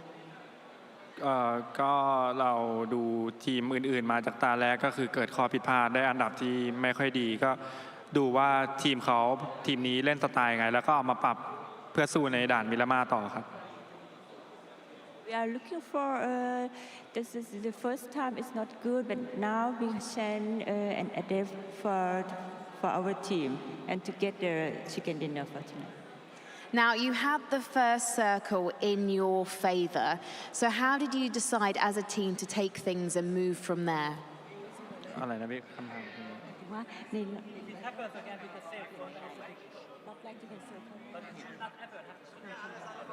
ก็จะดูตามตัวเซอร์เคิลครับว่าวงไปทางไหนแล้วศึกษาทีมคู่แข่งมาก่อนหน้านั้นตั้งนานแล้วครับว่าทีมนี้จะต้องเล่นลายยังไงต้องไปทางไหนแล้วเราก็จะรู้ว่าพอวงมาอย่างนี้ปุ๊บทีมนี้จะอยู่ตรงนี้แล้วเราก็สามารถเข้าไปในจุดที่ไม่มีคนอยู่ได้ just study before who is the player and we try to do that and where the people not there. And you got 9 kills, Ernie, on your own. That's an insane performance. Is this normal for you? ก็ยากในระดับหนึ่งครับที่ได้8-9 คิวแต่ว่าก็ถือว่าเป็นสกอร์ที่ดีครับก็พยายามเล่นให้เต็มที่ครับ It's difficult to get that, but it's good for us today. Well, it was a difficult final fight. Yourselves and Elite Gaming and Bigatron around the mountain. You were fighting both teams at the same time. Why do you think you were eventually able to win and take the chicken dinner? ก็ตอนแรกพวกเราอยู่ตรงกลางระหว่าง2ทีมแต่ตอนนั้นเซอร์เคิลยังอยู่ที่เราอยู่แล้วพอตัวเซอร์เคิลเปลี่ยนเราถึงรู้ว่าเราควรจะตี ELG ก่อนแล้วค่อยย้อนกลับมาเล่นกับ BTR ครับผมเลยเลือกที่จะตีฝั่งซ้ายแล้วค่อยกลับมาตีฝั่งขวา Okay, the first we don't know that we're just in the middle, and then we look at this arrow. Okay, we just change the plane from the FT to the BTG. Well, thank you so much. Congratulations, Ernie. Thank you. We have got to take a short break, and when we come back, we're going to have something very special and different, in fact, because we're going to have a show match, our team-up show match featuring celebrities, some of our professional players, and some of the audience sat right here in Berlin. So we'll be right back.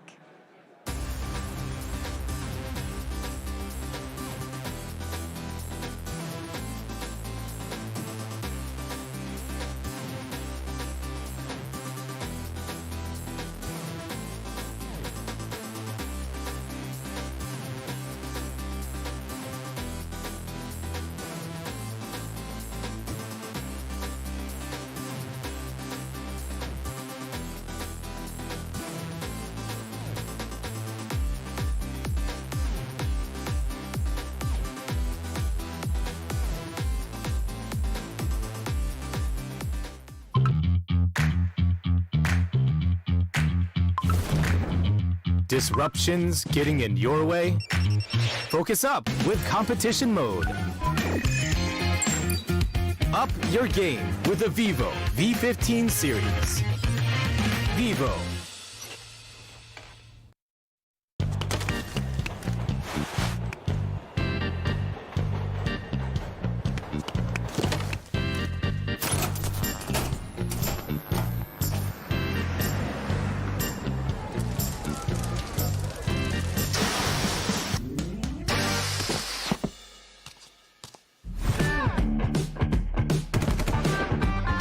PUBG Mobile Team Deathmatch.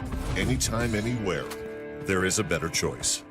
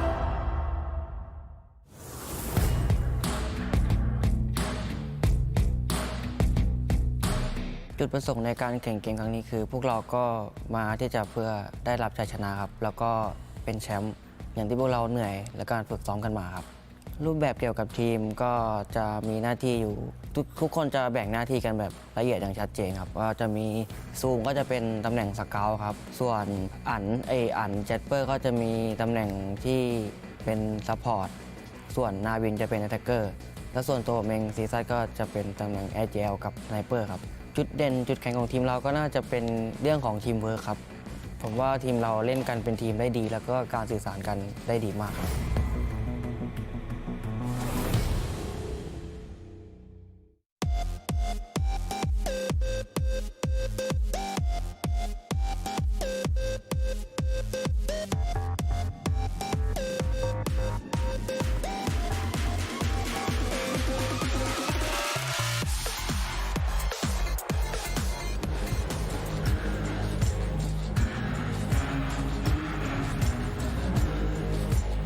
ก็อย่างแรกเลยครับคือเราพักผ่อนเต็มที่ครับอย่างที่2คือเราศึกษาการเล่นของคู่ต่อสู้ครับอย่างที่3คือเราวางแผนแล้วก็จัดเตรียมแผนการในการเล่นครับเพื่อให้ได้ง่ายที่จะกินไก่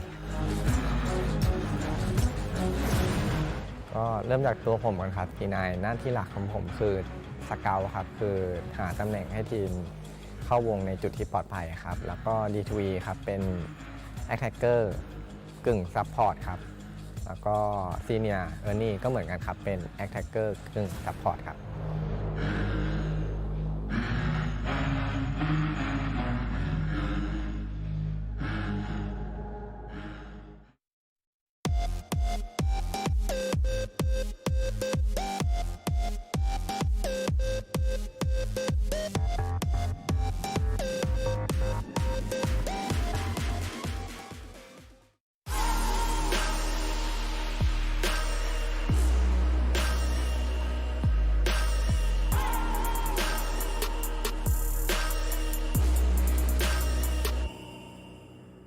私たちの大会のゴールはもちろん世界大会で優勝することです。僕たちが意識している敵は同じ日本代表の ARG と韓国代表の GC 部さんです。この世界大会を通していい結果を残し日本の e スポーツを発展できればと思っています。一人ではできないゲームなので仲間との連携を意識することです。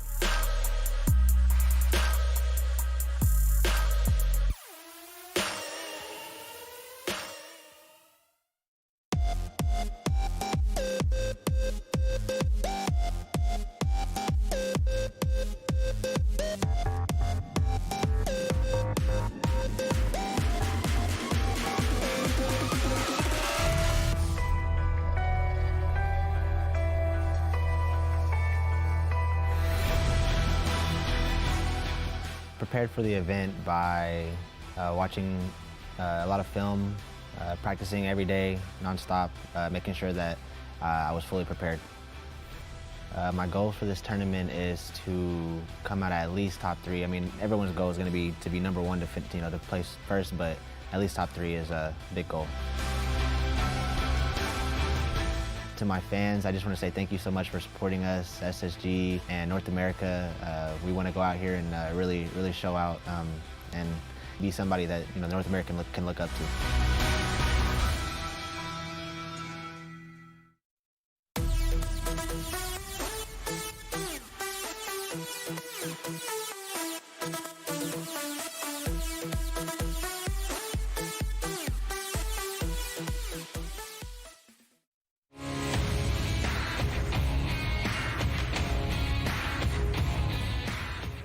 私たちのゴールは ARG で世界一を取ることです。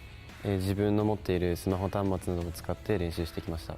このゲームでどう勝つかは、たくさん自分の練習をして相手のことを調べ、それに向けて練習することです。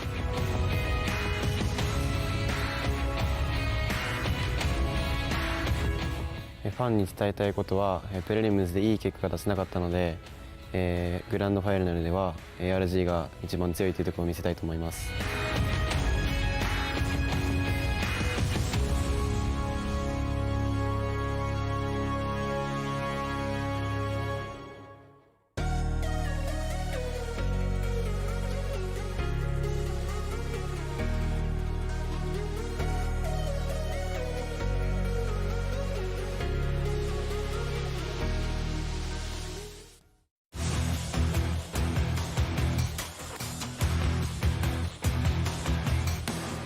حضرت لها شيء كويس وباذن الله يعني راح نقدم احلى مستوى نقدر نسويه، لان احنا ما نعرف المستويات اللي قدامنا ولا مره واجهناه، بس باذن الله بنسوي شيء جدا حلو، ومع اجتماع الشباب وخططنا باذن الله نطلع بمركز كويس.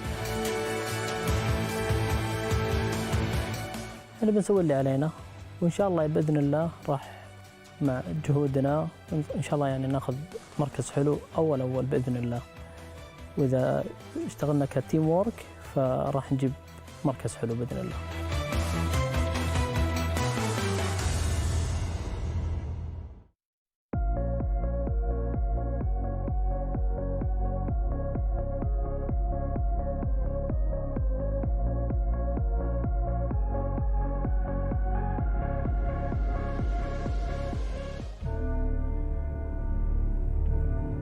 We train a lot of game. Each day we play like 5 hours until 10 hours before we take a flight to Berlin.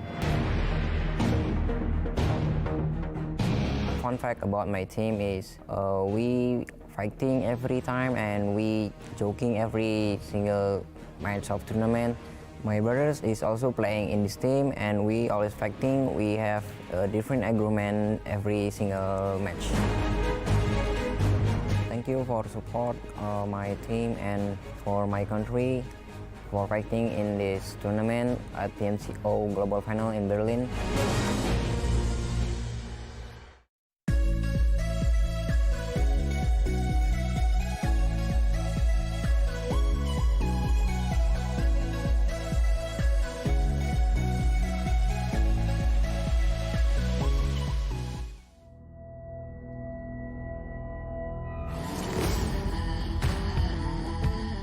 Olha, para as finais do PUBG, a gente focou muito em treinar as técnicas dos outros times, né? Para que a gente pudesse counterar essas equipes e tentar sempre ganhar ali no Winner Chicken Dinner.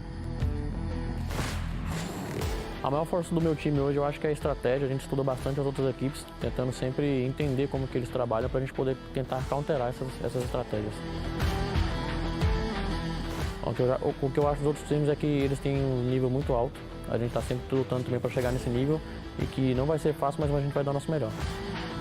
O que eu quero dizer para os fãs é agradecer o apoio deles. A gente tem uma torcida muito grande na América do Sul e dizer que a gente vai tentar o máximo e vamos dar de tudo para sempre ter o melhor resultado possível.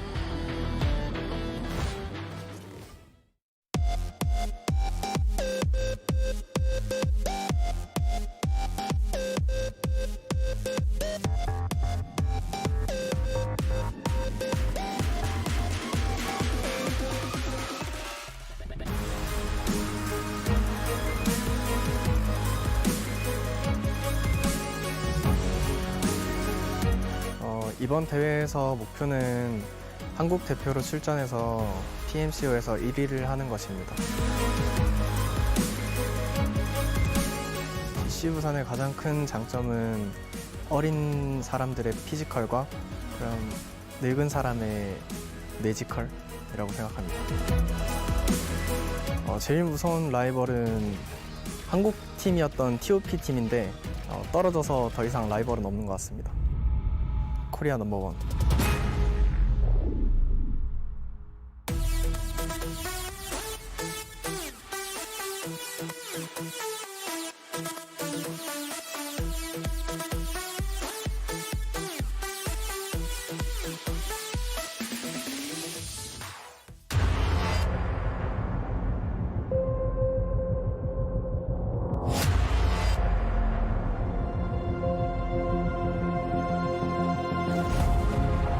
就是不断的去跟其他职业队做这个团练的交流，然后在做任何战术上的一些变动，或者是打法一直不断的变换。相信所有队伍的目标都是拿第一名，我们也会不断的去往这个目标去争取。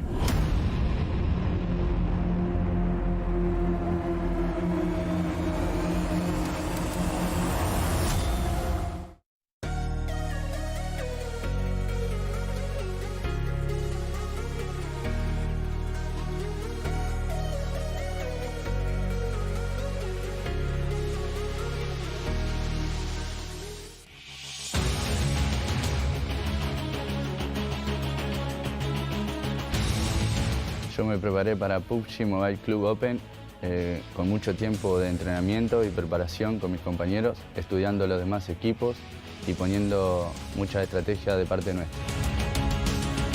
El estilo de juego de mi equipo y el papel que cada uno utiliza es muy estratégicos, rotaciones muy largas y cada uno cumple todos los roles que en el juego puedan existir, por seguirnos y apoyarnos en cada momento a pesar de todas las situaciones que venimos pasando. Sean buenas o malas, siempre están presentes en todo momento.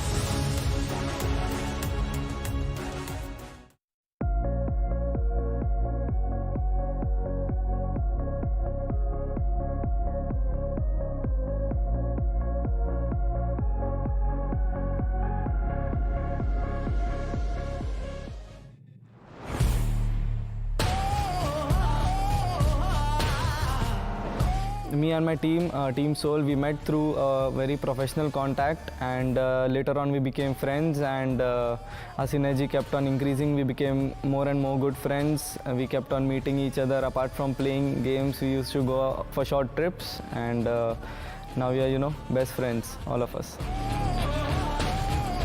Opponents that we fear in this tournament are RRQ, XQF, these two in particular.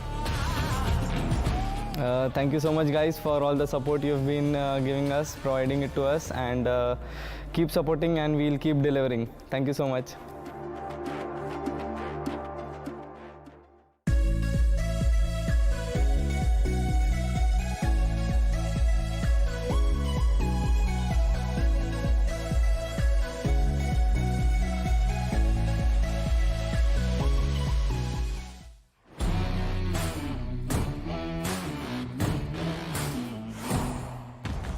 Our biggest strength that we have four best players in the world.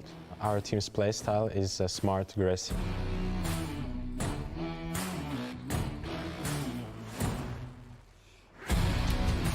I think that to become a great player, you should have passion and you should be strong, both mentally and physically.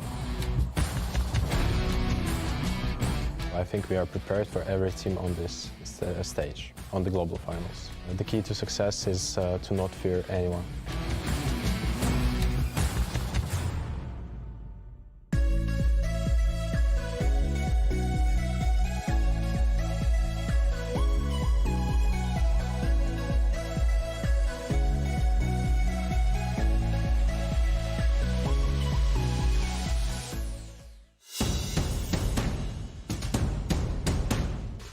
参加本次比赛，我们最大的目标就是拿到这个世界冠军。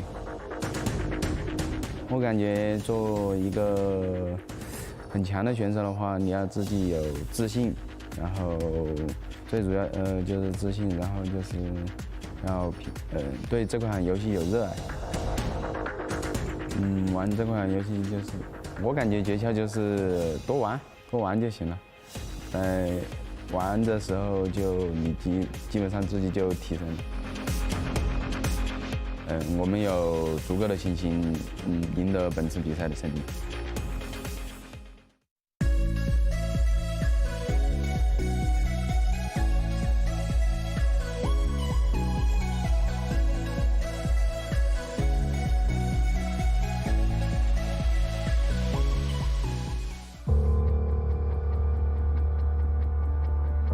参加这一次比赛，肯定我们也是希望能拿到冠军，但是也希望能够我们团队尽每个人的努力拿下更好的成绩。我们战队最大的优点就是我们每个人对于这个游戏、对于这个比赛都非常的重视，然后我们每个人也都非常的努力吧，对，都能够比较团结。想对粉丝说的话就是，我们会尽自己的努力，然后拿到更好的成绩，然后也能让他们对我们的喜爱不会被辜负的。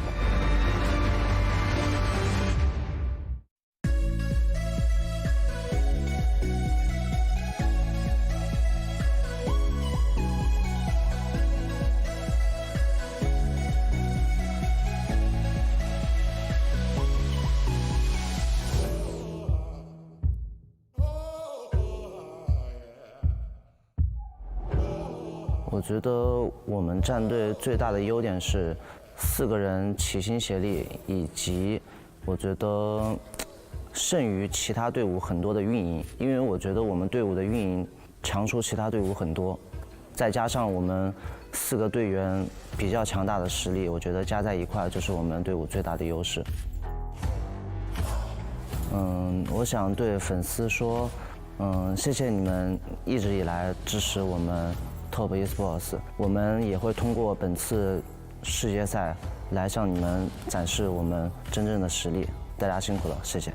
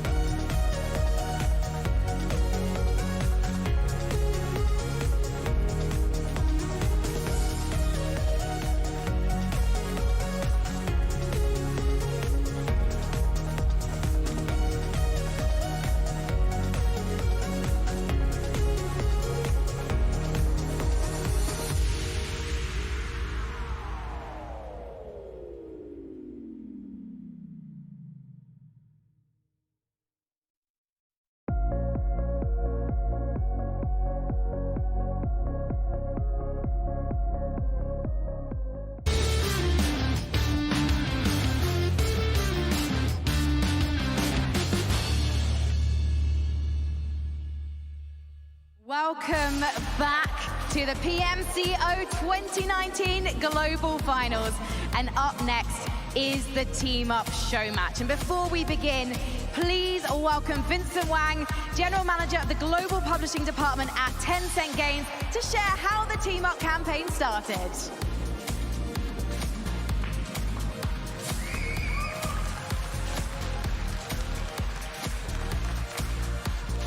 Hello, Vincent. Welcome to Berlin.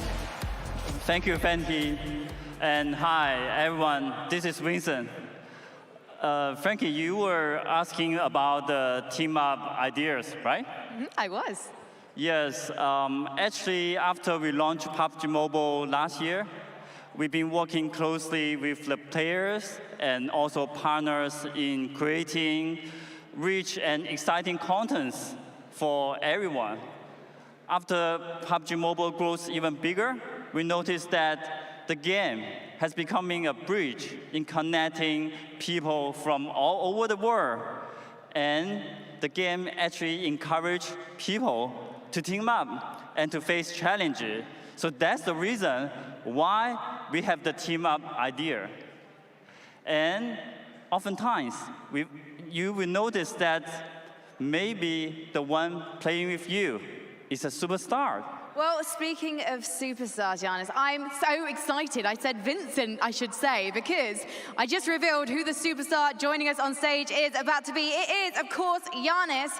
He joined us for the Team Up campaign earlier this year, and he's also from the NBA, and he's the NBA's 2018-19 MVP. So please welcome Giannis. Woo!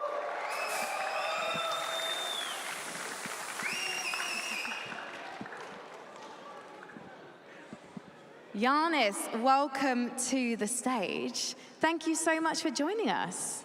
Yeah, Giannis, congratulations again for the MVP. So, Vincent, do tell me, why did you decide to work with Giannis? Because he plays for the bloomin' NBA. That's quite different to mobile gaming. Yeah, actually, we have always had the interest in working with Giannis. First of all, as an athlete, he got very positive image, and also his experience, his character also fits in our PUBG Mobile slogan, be the true hero, be the one. And also, I know that you are a gamer, right? First of all, hi fans, how you guys doing? I hope you guys doing well. Of course, I love the jersey up there. I love it. Yeah, of course, I'm a gamer myself. I love playing with my friends, playing with my brothers. Whenever I got free time, obviously, we got a busy schedule, playing a lot of games, but, I love playing a lot of games because it releases a lot of stress. And the clue is in the title, ladies and gentlemen. Giannis, the theme of the campaign is teaming up. So is that something that inspired you to get involved with PUBG Mobile? Yeah, for sure. Obviously, individually, you want to be the best. But at the end of the day, without your team, without making your team great, you cannot be the best you can be. So yeah, me and PUBG Mobile team up, we partner together because we have the same vision, and I really believe in the slogan Team Up. And you also took part in the PUBG Mobile Team Up Superstar Showdown with other players from the NBA. What was that like? Who was the best NBA player in PUBG Mobile? I was the best. Mm-hmm. That's why you're here, Giannis. That was your prize to come to Berlin. But I'm not gonna lie, the other guys wasn't that good. But it was fun. A lot of a lot of NBA showed up. A lot of NBA players showed up. A lot of lucky fans and a lot of esports gamers. So it was a fun experience, and I think it's going to be released August 1st on all the PUBG Mobile social channels, Giannis, of course, yes. yeah. So we'll get to see if really you are as good as you say you are at the game. And in fact, actually, we're going to have a chance to see that right now, because you'll be teaming up with Vincent and with our lucky audience member, Lewis. His in-game name, he has told me, is Sonic. And also Beishai from Elite Gaming, the #1 Chinese team here. I think, Vincent, you managed to hook that one up. He's the inside man. So go and take your places in the pit. Let's do it, come on. I can't wait to see if these guys live up to their potential. Now, to fill you in a little bit more, on what the Team Up campaign is all about. PUBG Mobile launched the global 100 celebrity Team Up campaign in early July. And after a month of voting, 9 out of the 100 celebrities you were voting for from around the world were selected. And they are, of course, Giannis, who we've just met, Pavita Pierce from Indonesia, BUYTICKET from Thailand, Chi Pu from Vietnam, Pao Bang from America, Kazu from Japan, Athena from Korea, and Nero from Saudi Arabia.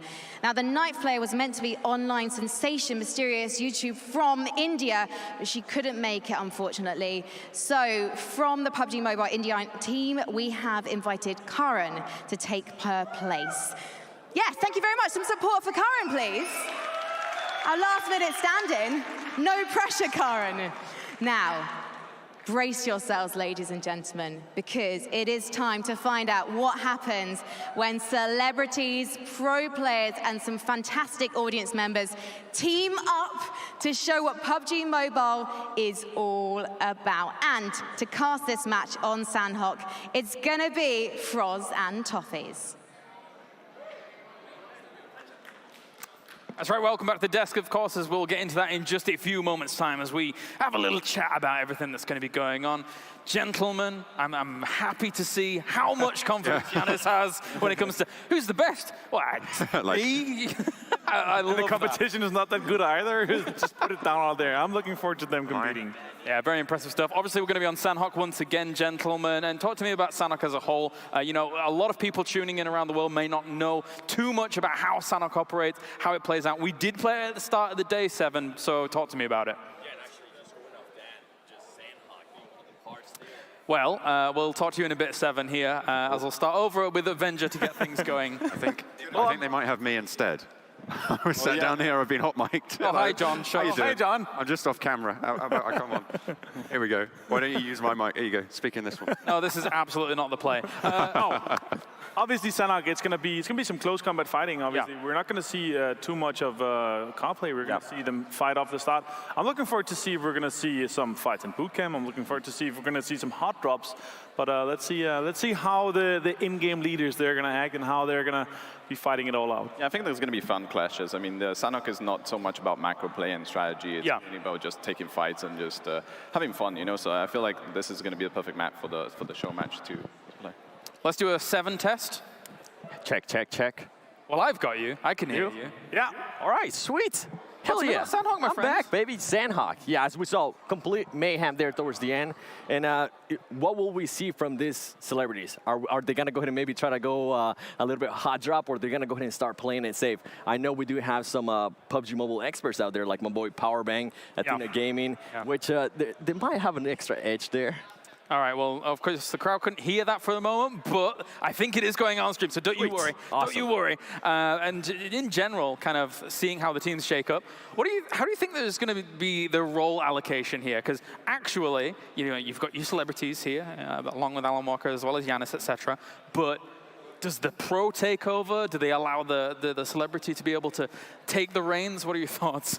I honestly think that the biggest play would be that you have a very experienced player that will take over the in-game leading role and kind of lead the team. Obviously, the most experienced player should take over and kind of lead the team. But you could have some, Giannis could take over and say, you know what, guys, let's do this. We're dropping boot camp and we're just taking everyone on, straight on, but we'll see. Sometimes it's good to have the person who's not used to this feel comfortable. Maybe they feel comfortable just them calling and doing their own shots and everyone else follows, and maybe that could be the strat. Yeah, it makes a lot of sense. And also one thing to talk about when it comes to Sanhok is, normally when we're playing Sanhok, it's 16 teams, 4 players each team, etc. However, this is going to be a little bit different because it's only 10 teams, so it's going to give a little bit of wiggle room here on Sanhok, surely. Obviously, and that's what I'm saying. Do we see teams just not like battle it out to begin with, or do we see them drop it on the corners of the map and just take some time, loot it up? Because obviously the pros that we have here playing in the PMCO, they're going to be much faster looting. They're going to be having their full set, their full loadout much faster than the less experienced players that we have here and some of the audience members that we have here, obviously. Yeah, it's good that they turned it down so they have more time to take in terms of looting, positioning, and everything else. It's sweet. Yeah, makes a lot of sense. Shall I do a 7 test? I'm really Let's see. Is it now? I mean, I can hear you, but again, the speakers, the audio. It's a little bit off, but nonetheless, yeah, I mean, there's going to have a lot more room, especially at the start of the game, and more than likely, we're going to see a lot of action there towards the end and not the beginning, unless everybody just decides to go boot camp, which would be quite a sight to see. You're hoping for boot camp? Yes, everybody, just the whole 10 teams. 40 players in boot camp. I think full on punch fight. There's only punching in boot camp, yeah, full. Seen that one before. Yeah. So beyond all of that, actually, we've all been turned off the speakers. You know what? Let's enjoy ourselves. Let's enjoy ourselves. Obviously, Sanhok presents different challenges as well. Different guns available to players when it comes to QBZs, QBUs, etc. Obviously, they have a bit of a big impact. Scoom, as a PC pro yourself, what do you make of these guns that you don't normally get to play around with relative to the the Miramars, the Erangels that you normally get to play on? You don't get used to them, so it's definitely like learning how to quick fire with the QBU, because it's kind of different to the Mini. In Mini, it's much faster to tap, so getting used to the speed of the QBU, because you don't have the Mini in Sanhok, is getting used to. But it's a very powerful gun, and it's not used often because it's not shown in competitive. But it's going to be a lot of fun to see those QBU and QBZ kills. And Janice, everybody's currently telling at home what gun he's going to be using. He's like, listen up, I'm going to be using the QBU, and this is what exactly I'm going to be doing. I think he's going to take the in-game leader role here, definitely. He's very confident in his team as well. So we'll see how this is going to be battle out. I like the idea that he told everyone just then, even though we can't hear him, his entire strategy. But there's nobody can hear him, so it's perfect. You just tell everyone, troll people a little bit. I like that idea. So which teams are you looking out for when it comes to kind of the overall roster? Is there any particular teams that kind of stand out to you? The main one, which is going to go ahead and be Power Bang Gaming. Is that your main? That's my choice right there. What reason? Do you have a particular? Just cuz. Just cuz. Just cuz. Not even any reasoning. Just because it's Power Bang Gaming, and I want to go ahead and see him do really good, especially in Sanhok. Do you think he's going to take over the in-game leading role and just completely run his team the way he wants to, or what do you see happening I think he's usually that IGL regardless. Okay, yeah. So I think he's going to go ahead and just kind of tell everybody and just guide them, saying, hey, let's go here, don't rotate that way, all that fun stuff. Or maybe if they need to just go ahead and lay down on the grass, they might do that as well. Do you think he's going to go and tell his teammates also to what grip they should use, and they should use gyro as well? Like four fingers, everything is full? Or I think they're all going to be like Paraboy, just 2 fingers. Fantastic. Gyro, this isn't a kebab, you Danish man. What is this? You don't play with that? No. Gyro.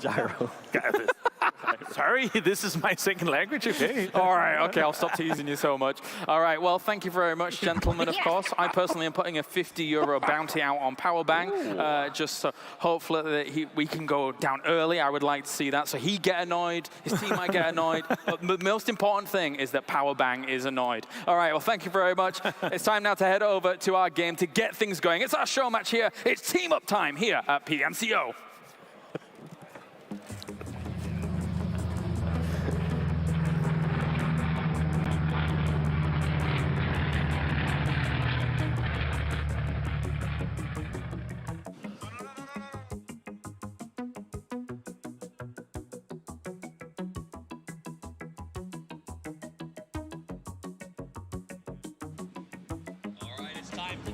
It's time to drop. It's time for the Team Up show match here at the Club Open for PUBG Mobile in beautiful Berlin. We've got celebrities, we've got pros, and we have fans from the crowd out here playing their hearts out for us to enjoy. And I gotta be honest, I was excited to see the differences in skill levels a little bit there, Froz, as they got set up. It looked like Alan Walker had the full claw going on as he played. Yeah, it looks like he knows what he's doing, but I mean, that comes down to everyone more or less, right? Yeah. Everyone looked very comfortable in the couches here as well, and well, we dropped in on Sanhok. Yeah, coming into the boot camp, you see Athena's crew getting dropped in there. It's going to be a good one. We talked to Giannis's friends that they brought with him, and they said he's an MVP. He's an NBA MVP. He's going to want to be the MVP in everything that he does. So look for a lot of these folks to come out here and play their hearts out, to leave it on the field, and it should be pretty good. Let's start out right away over here, and let's see, what do we got? I have no idea. Are we camp Alpha Bravo Charlie? Looks like, who do we have here? It's Team Walker, Alan Walker versus Team P. I mean, the important thing is we get a chance to look at Alan Walker as he gets ready to go. He played a set earlier today, absolutely awesome, in-game music and skins, and it looks like he knows what he's doing. He's got those two fingers up on the top. Remember, you can relocate those fire buttons if you're playing at home. You can put them up towards the top like the pros do, hit them with that index finger, and give yourself even more spray control. So to see Alan doing that means this guy knows what's going on, and I'd be worried about fighting him. I mean, you saw how he was peeking on the ramp itself as well. It looks like at least he got good company. I'm not sure which of them, all of the three walkers are the real Alan Walker. I think that's the reality is we don't know, but they're going to go head to head. PB4 is out. A nice play. Strabala coming from the outside's got a good peek set up, wearing that clownfish costume and the tier 2 helmet. I think that helmet's going to be super clutch as they get in this close range combat. Look, we only got 10 teams. Why do they need to fight right now? The first circle haven't even closed in yet. You know what? That's what you want to do. Get in, get some fights, put some points there on the board. Another one down. But we're not playing for placement. We're not playing for the, you're not playing for points this time around. We're playing for the chicken dinner. Oh, yeah. And Alan Walker seems to know that. He's going to go ahead and look for the breach here as he bobs to the left, gets the kill, and nicely executed. All right, that's one team out, 9 more to go. 9 more to go, yeah. Remember, only 10 dropped. It looks like Alan Walker and his team have the pole position over here at Camp Bravo. Athena not in a bad spot either. They're gonna be working sort of out of that camp area. They're inside, but up towards the top of the map, Hatin has 2 teams near it, 3 teams, I think, and they're all gonna kind of avoid each other and make the transition. So it might be a little bit slow here. Only 10 teams on the drop. Everyone's gonna make their way towards the middle and try to secure their spot, but that's good news for our celebrities as they play, right? That gives them time to adjust. Exactly, there's so much space to work on. Don't stress it, take your time, and hey, don't fight yet. Make sure you get the loot you want to play with. I mean, plenty of time to loot and go with whatever equipment you like to go with, whatever weapon setup. Absolutely, the Chipu squad moving across the bridge right now. They decided to take a far more open transition than the other teams around them. That'll let them get to the middle a lot faster. We'll check in with Athena's team over at the boot camp as they looks like Athena is ready to go. And we've been in that spot, right? Faraz, we're yelling, get over here, get in the car, and the rest of your team is saying, we just don't want to drive with you? No. That's not how it goes. The only thing is the others say like, hey, hold on, I'm just gonna loot this one more building and then I'm ready. Okay. And you're like, okay, let's go. Absolutely, we call that being a loot goblin, right? You go out there, you're trying to get all the good stuff. You want to make sure you're well equipped, but honestly, getting to the middle is going to be very, very valuable in this match. Those crossroads, the hill above Bon is going to be a big deal for whoever can get there first. So look for those rotations. We got looks like India moving up the hill again on foot. Not a lot of trouble. Nobody around there as they transition from Painan down towards Quarry. We've got a couple of other teams. Kazu, for instance, dropped by the docks, my favorite spot. They've got a long way to go as well. This is interesting, though. Interesting choice here. Tommy gun. Yeah. I don't know. I wouldn't go with that right now. You may have heard the famous adage in gaming, pray and spray, and nothing does that quite like the Tommy gun. Sometimes you can close your eyes and just let the bullets rip. Have you tried that? Of course. I mean, we've all been beginners in games before. Sometimes a submachine gun is your best bet. All right. Looking over Team Nero here, and they're a little bit far outside the circle, but hey, they're all alone over there, so... But this is going to come back to bite them. They're rotating late. They're all the way down on the southwest side. They have to move not only across the entire island, they have to cross the water by Painan. They need to hope Team India moves very quickly and gets out of position. Get a little check there on Alan. Look, okay, I'm going to be honest. Looking at it, the more experienced teams, they are in the center of the circle. They know, hey, we want to be ready for the next circle. We don't want to be playing on the edge. We see a lot of the other teams, they're right now on the edge trying to like figure out where do we want to go? What do we do here? There's a struggle sometimes. We know in PUBG, being the IGL and making those calls can be tough. And sometimes there's that hierarchy of like, oh man, I'm playing with somebody who's a pro versus like I'm playing with, can you imagine? Yeah. Being the pro in the room and being Giannis is like, who makes the calls? Both of them are probably waiting for the other person to make that decision necessarily because, you have that respect for their position. Does that interfere with rotations? Look, being a pro or not, if I was sitting on a couch next to someone like Alan Walker or Giannis, I would be afraid. I don't want to screw that up. I would be scared of Giannis too. See how big his sneakers were bigger than Frankie. Seriously, and very cool sneakers, by the way. All right, let's check out rotations. Look like Alan Walker's team is made to a nice middle spot. Athena not far behind. Chipu trying to come in over by Paradise Resort. Levino also making their transitions.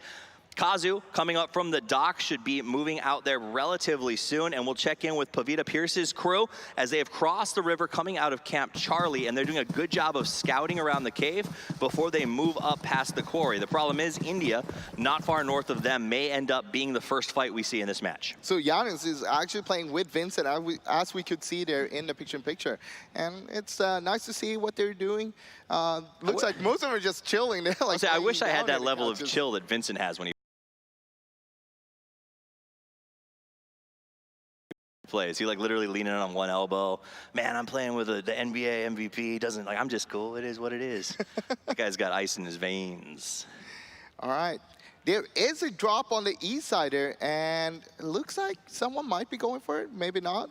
Yeah, I mean, it would surprise me if you see anybody mount up and go for it. But again, you got to think strategy. With only 10 teams dropping, there's not a lot of people out there on the map. 35 people alive. You can head over, probably get the loot. Not a big deal. Chances of getting caught out in the competitive matches, high, but here, probably not so much. Are you saying it's free loot over there? It is. So here's the thing: if you get like tier 3 vests in general in matches like this are huge, because I'll be honest, the pray and spray is going to be real, and if you've got some tier 3 gear on, it means that you get to survive sort of those initial shots where the bullets make sense, and then after that, you sort of have the dominance of the end of the spray. Let's be honest, you're not going to survive if you don't hit your shots, though. I never hit my shots. That's my special superpower. It's just like yours is flipping cars. Hey, everybody got to have something, right? I say you should watch us in duos. It's a comedy of errors. Uphill, Pavita Pierce and the rest of the team making their push. They're getting very close to Nero's squad, though. This could break out. Yep. Oh, Nero sees him. That's the first one down. Pavita gets a drop. What a spray. Holy cow. Gets one down. All right, so that's the first down. Pavita's got to rally. The team's got to figure out which way to go from here. Nero's got a good angle here with the tier 3 spray. They don't all have individual names. I'm going to guess that is our pro playing there, because that was an incredible spray. That was an incredible spray for sure. Now look at it, they are grouping up though. They try to move as a unit here. Not sure that's the best way you want to do it. You might want to spread it out a little bit, but hey, if this works, it works. That's the thing about Sanhok. You want to, nice spray again. Pavita Pierce with a return there on Nero. Ducks behind the rock and gets a good solid peek. Look at the mastery of the peek coming out of Pavita. That's some really good peeking there, not gonna lie. Leaning and everything. I mean, it takes practice to get to that point. Like when I see superstars playing and they do that, it's always incredible to me. Pavita with a good spray, turns around. Oh no, what are you doing? Standing there checking. Oh no, there were two, no. Oh no, there's no grass. There's no grass. Oh, barely made it back, but did get knocked, but should be on safe res. Well, that was epic. Or maybe not, you're in the open still. Oh my gosh, what a match. I mean, it's only one kill to the books, but lots of knocks in the fight. Has been absolutely on fire for Pavita up here on the high ground. Nero had the first shot. Remember, they had the advantage on the open. And they did get one knock, but after that, I mean, they're just running in the open right now. High ground is so important, having those scopes at this range on Sanhok. The problem is, the longer this match lasts, they're both on the edge of the circle, Frauds. They need to disengage and rotate, or they're both going to suffer in the long run. Look, Pavita got a lot of meds to work with here, so holy I think cow. it's going to be a problem for this team. 10-6. Okay, all right, I see you. I see you with that 5 painkillers. Go all day. Oh, at the same time, we have some action going on in the center of the map. Oh, Athena taking apart Chipu as they just absolutely massacre out of the grass there. Chipu, again, stacked up as a squad, not spreading out. It's going to cost them big time. You don't want to be in the shack in the middle of nowhere right now. That is a rough one. Meanwhile, the Nero fight still continues as we watch the push from Athena. Goes to the iron sight and eradicates Chipu. The weapon swap there. Yeah, it was hot. 8 teams were down from 10. We're down to 8 as it looks like Nero trying to move away from this one. Pavita Pierce putting in some serious work on the opponents. Yeah, Team Nero is having a little bit of problem, and I mean, we saw that the circle centered up, so both need to work in towards the circle, and right now they need to finish up the fight first. Absolutely, we got a lot of teams moving towards the middle. Athena still in a good spot, Walker as well. It looks like Sonic actually closing on that spot as well. A lot of teams gonna be fighting soon. We check in with India, who's staring down at Athena. Here we go, there's Nero as he's still trying to finish this fight with Pavita. Almost lost his armor as well. It's very low there. He doesn't want to take more damage right now. Look at this, low and slow, knows to use the grass. Those are the meds you talked about. They have a ton of them right now, so they continue to just play the holdout position. The problem is neither of those teams, again, are inside the circle. So whoever wins this is gonna have a long way to run, and maybe the run has begun. Wait, are they starting to run, or are they just trying to make a flank? Could be a nice flank play. I mean, that's what you wanna do, is like, Pavita Pierce is playing this correctly. They're spreading out. They're playing a 2-2, so someone's always there for the reses, and they're looking for the flank play. Pavita 4 already left, though. Oh, all right, well. Or you do that. You abandon your team. You don't want to be a part of the team anymore. That's fair. That's fair. It happens. You know, sometimes you say, guys, we got to go, and the rest of the team's so bloodthirsty, they just keep shooting, and you got to make the right choice for your team at the time. India in an uphill position here, shooting down on Athena's team. Not much they can do to move up there. The good news is they're all in the middle of the circle, so this can be sort of a slow fight for them, and they can take their time. Oh, look at this, though. Okay. Alan Walker putting in the work right now, absolutely taking out GA. Oh, did you spot him? Yeah. Trying to go for a pre-fire. That was a nice pre-fire, but no one to be found there right now. So bad news for Giannis and his crew, as Alan Walker seems to really be putting the screws to him. I think only one person left alive from the team. Can they come in? Can Sonic get the rescue? Oh no, he's on the flank. I don't know. I don't think Giannis gets out of this one. Hey, it's not over yet. It's not over yet. Look, the revive is coming in as well. They might just get this to work, actually. Sonic is playing this very, very aggressively. Let's jump over to Athena, who is staring down the barrel right now. We've got India still trying to hold them off. I mean, it's a little bit of a stale battle going on here. India T1 down right now and flushed away. Athena with the reload, going for some nice peeks. We've seen a couple of good peeks already. 4 kills on the barrel. Barrel very strong on this map. It's a good close range, medium range weapon, and it seems like Athena knows how to use it. It's all about knowing how to control that recoil on that barrel. That's the hard part with it. Well, that looked pretty good to me. Nice recoil, shooting at the grass, making sure nobody was waiting, but there's India, gets the shot, takes down the first one. 2 more players from Athena coming up over the hill, and they end up getting the knock in return. Nice pivot, that was a good flick. Yeah, a lot of trading back and forth here. And I mean, who's gonna win this fight though? It's kind of equal though. I mean, this is one of those fights where whoever comes out on top here is gonna find themselves in a good position, good loot refreshment because of the fight, and probably able to take home the whole championship in terms of the game because of that spot. Wide open map, this is a nice area. I like how we have like 7 teams left and 6 of them are like fighting each other right now. Yeah, fighting each other all over the place, right? We got teams fighting on the edge of the circle. We've got BUYTICKET's team has got himself loot crates and an entire north side of the map. Yeah, they literally are just like, let everyone else deal with each other. That's not our job. 21 left alive, 7 teams, as you just said, Froz, as the circles continue to close on Paradise Resort. Actually, every team is too close to the edge. All of them are going to have to move and try to find a central position. I mean, but the question is, what do you want to do here? Because around Paradise is not like the most optimal position to play from. Now, you could get into Resort, maybe take a little break, you know, enjoy the spa and everything. You have the pool in the center. All right, so we got Giannis playing low and slow there as he hopes to survive as the rest of the team moves off around him. Let's jump to Pavita Pierce as they head up the hill. Remember, they were in that fight with Nero for a very long time. Both of the teams seem to have sort of given up on each other and move in their own direction. Well, they disengage for now, but I think that they're going to be fighting soon again because look at it, they're more or less moving in the same direction towards the new circle here.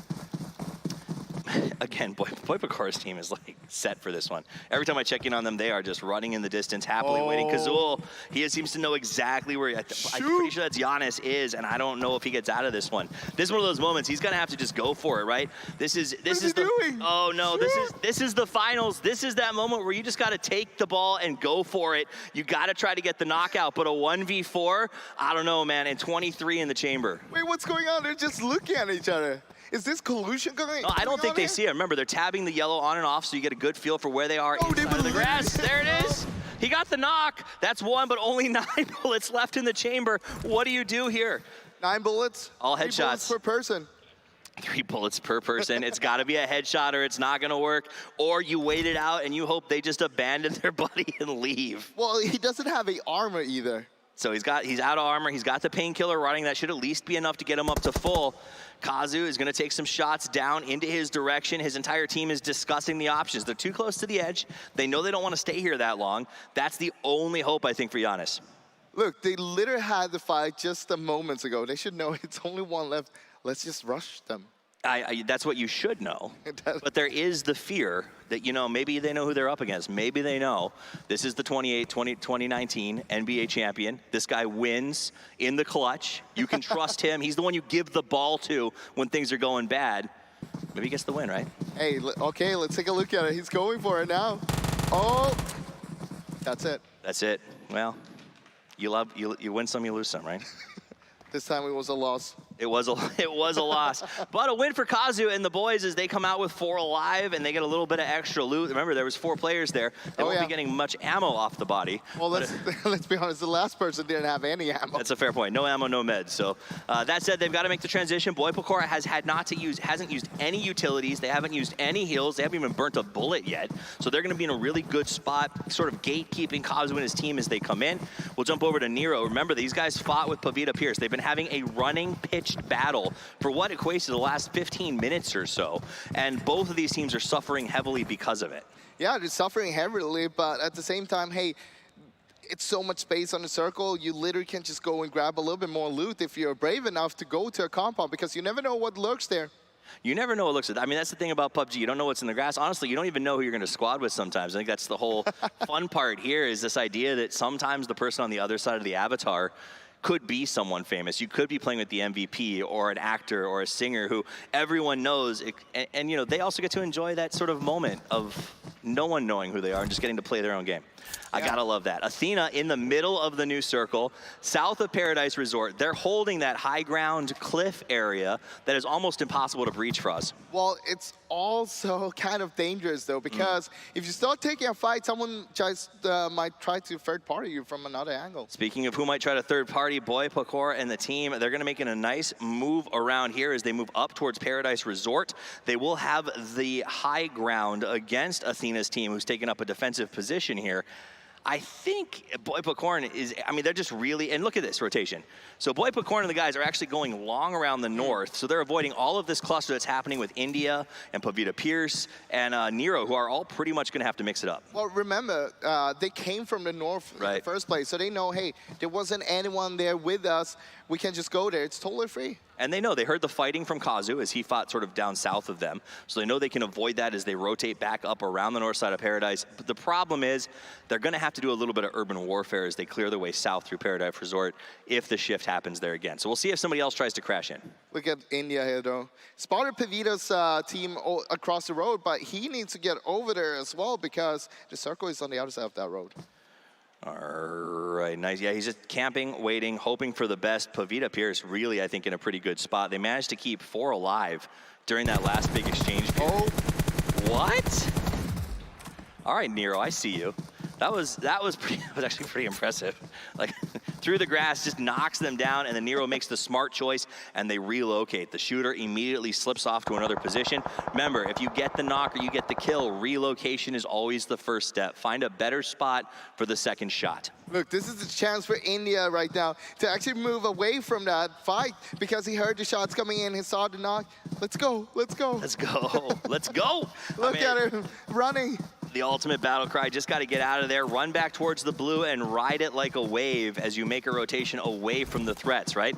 That blue is a little bit slow at this stage, so you can choose to use it as a bit of cover. No one's looking towards it at this stage of the game. They don't expect a full team to be there, so as a solo, riding the blue is often a good option. I mean, it's hard to spot a solo as well compared to like 4 people running around together. And meanwhile, the fight is still going on here. Nero with the UMP at that range, 3x spray, UMP at that meter is actually pretty impressive. And Pavita Pierce is learning a lesson. There's a Mark 14 in the play as well. Wow. Kazu's team. Yeah, so remember they went over and got those crates early on. It's going to be working for them. That was a huge play by Nero. And now Pavita Pierce down to 1. Oh. It looks like that might be the end of them, as that'll be the final skull. 5 teams left on the map, 16 alive. Athena in the new circle, right smack dab in the middle. Kazu about to conflict with Nero as they move in, but really, again, BUYTICKET in such a good spot up north in Paradise Resort.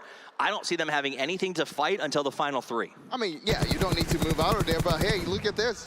Idle finds Kazu free. That spray was hopeful. It was a hopeful spray. a spray and a prayer. You gotta love those. But that's what you have to do right now is sort of let everyone know where you are. Hopefully they push away from you instead of at you. Kazu watching from a distance. They hear the guns going off, and Nero pushing right up on a Zap. Athena had the switched guns, and Athena takes him down. Where's the rest? Athena off to the right side, sees Nero, nice spray, good control to the right and the left of the tree. There was no safe spot. Team Athena is on fire, and he is leading the charge. And their team is out. Yeah. Yeah. Yeah, so that takes it down to 4 with 12 left alive. Our team India is still alive. They've got 1 crawling around. It looks like BUYTICKET has chosen to get a little bit active here as they head south from Paradise Resort. Oh my God, look at this. All 3 teams are gonna be clashing now. And now for the first time, BUYTICKET is tested. Kazu puts in some work, and he's got 1. Is he gonna get a second? Drops back behind the hill, manages to survive. And I think they've learned a very strong lesson. Kazu now in the pole position as they're running from the outside. Preps a grenade, but takes fire from Lou Venue. Will it be enough for Leo? I don't know, man. That grenade, if thrown correctly, could cause them a lot of trouble, but they decide just back off and not take the risk. Kazu got most map to play with here. Look at all the other teams there stuck on the west side. Athena's crawling up very close to BUYTICKET. Get the grenade. Here's a cook. Was it right? Oh, a little bit long, but the damage was good. BUYTICKET 4 pops up and wants to push, gets the knock on Athena. Now the flank coming out from Leo. Leo sees him, but too late. The jump shot is real, and Athena gets the burn down. Goes back up looking for the res, but the Molotovs are off. The fire is everywhere, and it is a trap. Kazu coming in says that is about all we're letting you have. They don't want to allow this to happen. Oh, the spoiler! The solo comes back from the grave and costs them big time. 3 teams left, 7 people alive, and what a play by India. Look at India, still up and running. I mean, he doesn't need to take this fight either. It's probably gonna be BUYTICKET against Kazu here in the next fight. Yeah, BUYTICKET has been absolutely phenomenal so far in this match. However, once the fight broke out, they were in a lot of trouble. Kazu sneaking up, they decide to get engaged, and they get that Car 98 shot. You know, that feels good. And the knock. 5 players left, 2 teams left alive. It is a 4v1 as India, the sole survivor from a running fight that started at the first drop, hopes to make the 1v4 happen. Look, he needs to find them one by one, making it so he can pick them off. If he goes up against all 4 at once, he's done for. Here they go. Oh, there it goes. That's the first knock. He spins to the left, tries to get the second, going for 3, but it is not meant to be. Kazu comes out on top, and what a game it is. Slow in the start, but the running fight that ultimately got us a second-place team who had to earn their way every step of the action. But ultimately, Kazu comes out on top. They played North, Froz, they rotated well, they got some good loot. I mean, they knew they didn't want to do early fight, so they went for a little bit safer rotation, just scouted all around them, made sure, hey, we'll go in late, we'll just take home the last kill and get the chicken dinner. It's a shooting game, but it's also about survival, and that's what they did well. They made sure they controlled their section of the map, they rotated very effectively, and they came out with the big win. So let's send it back over to Frankie on the stage, as I'm sure she's got some questions for our champions and our stars. I do indeed. Congratulations, Kazu and team. You are the winners of the Team Up Challenge. And I would love to have our celebrities join us with me as well. And I will be revealing exactly why in a moment, but it might involve that next mobile phone. Kazu, why do you think you were able to win today? Today? So I got a chicken dinner, yay! You did! And I believe all 4 of your team were still standing at the end. Sorry, I don't know. It's okay, don't worry. I was just saying how amazingly you played as a team. And you're pretty much all still standing in the final circle. It was a 4-on-1 in that final fight, Kazu. Oh, sorry. Don't worry. I'm happy. I'm enjoy. Nice PUBG. Yes, thank you so much, Kazu. And also, everyone who voted for you in the Team Up Challenge, for you to come here to Berlin, they are going to receive an exclusive PMCO parachute. So all of your fans are going to be very happy indeed, Kazu. Thank you so much for joining us. Thank you. Thank you. Now, I would love to have all the celebrities join me up on stage if they can. If you'd like to come and join me, and I'd love to talk to Giannis again as well. If you're okay to come and join me now. And because I really want to know how it went for you, Giannis. You came 7th in total. Hello, Powerbang. You came 7th in total, Giannis. How did you find the Team Up Challenge? It was good. We had fun. We played hard, but we wasn't able to win the whole thing. But we had fun. I saw you had a lot of fun.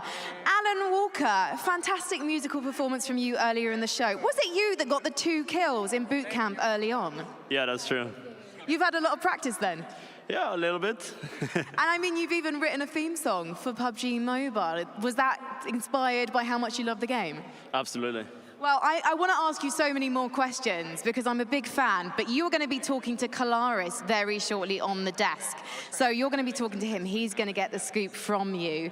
But for now, I need to tell some of you guys at home that you are winners because our guests have picked 3 lucky players from the fans that supported them in the Team Up campaign to receive some gifts. And these gifts have actually been given by the celebrities that are joining me right now. And some of these gifts include a signed jersey and a basketball match ticket, and that's from Giannis. Pavita Pierce has given gaming earphones, a power bank, and a wireless Bluetooth speaker, so I'm really wishing that I voted for Pavita now. And Boy Pacorn has given some Muay Thai shorts, Yaksha luggage tag, and an elephant plushie as well, which is absolutely adorable. So, before I let you guys go, I would really like to take a selfie with the next mobile phone, if that's okay. So we're gonna pose, that the thing is, Giannis is quite tall. Yeah, so well, we've actually got a device. It's not a selfie stick, but I believe my floor manager, Kubu here, he's got me a special device. It's very high tech. And while I mount this device, I need to tell anyone who won, whose name was revealed on screen just now, if you check your in-game mail, you'll find out how to receive your prizes. But for now, thank you so much for your incredible support, guys. Let's take a photo with the next mobile phone. I'm going to just give you my cards here. Okay, right, here we go. Right, now, lean in on my right, guys. All right, I've got very big hair. I didn't mean my hair to be this big this morning. Okay, so are we all in? Are we all in? Okay, we're going to do one more. Everyone say PUBG Mobile. PUBG Mobile. There we go. Thank you so much, guys. Thank you so much for coming all this way to Berlin. Give it up for our celebrities, guys. Now we've got the important hard work of getting the selfie out of the way. I'm going to treasure this forever, guys. Thank you so much. We are going to take a look at the highlights from the Team Up Challenge. And after that, our fabulous opening ceremony performer, Alan Walker, is going to be joining my man, my birthday boy, Kalaris, on the desk. So stay tuned for that.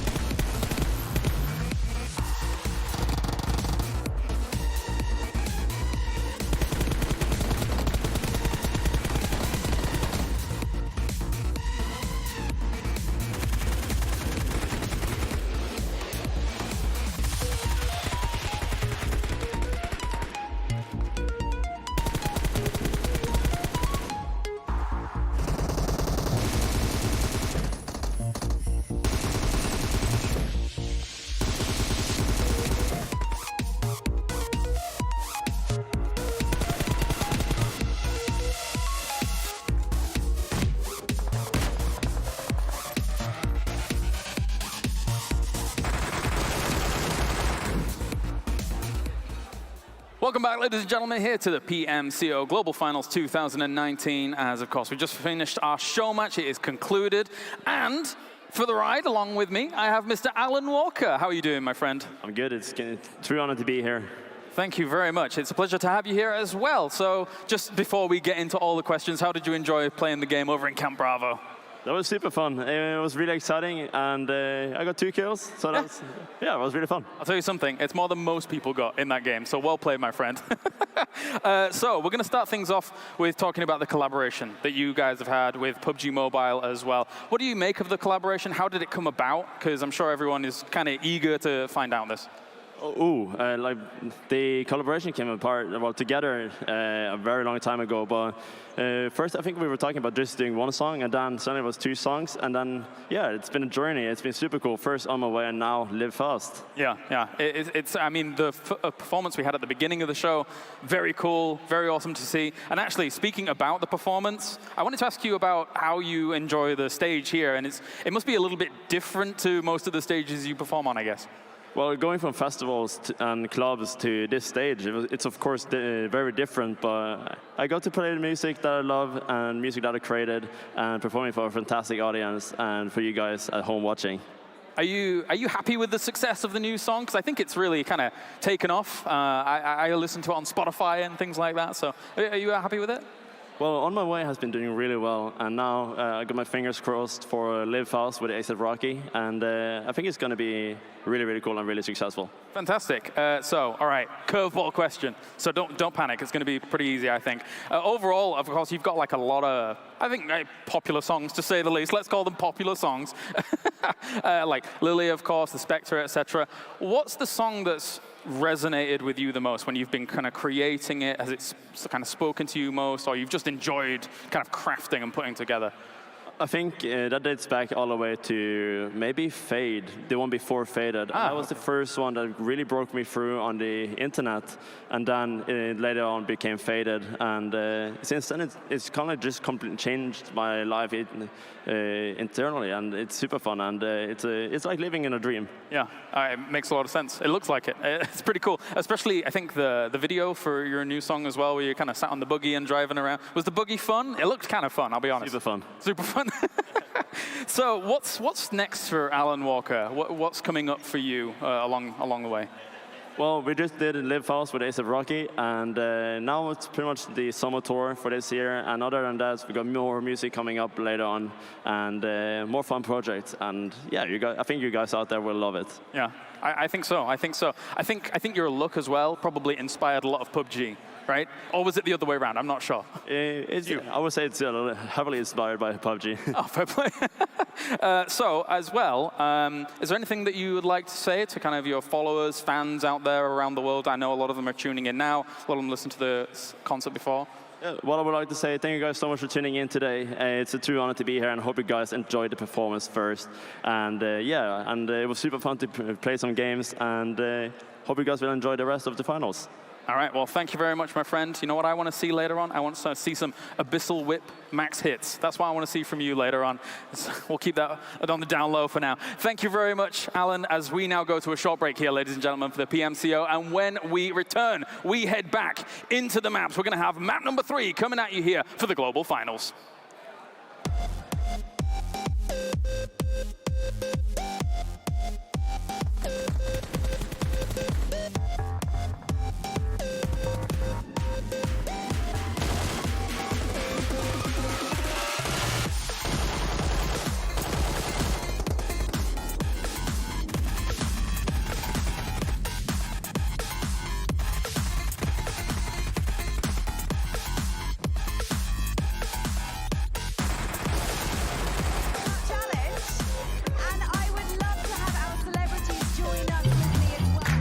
Tired of being powered down? Charge up with dual-engine fast charging. Start up with Game Countdown. Up your game with the Vivo V15 series. Vivo.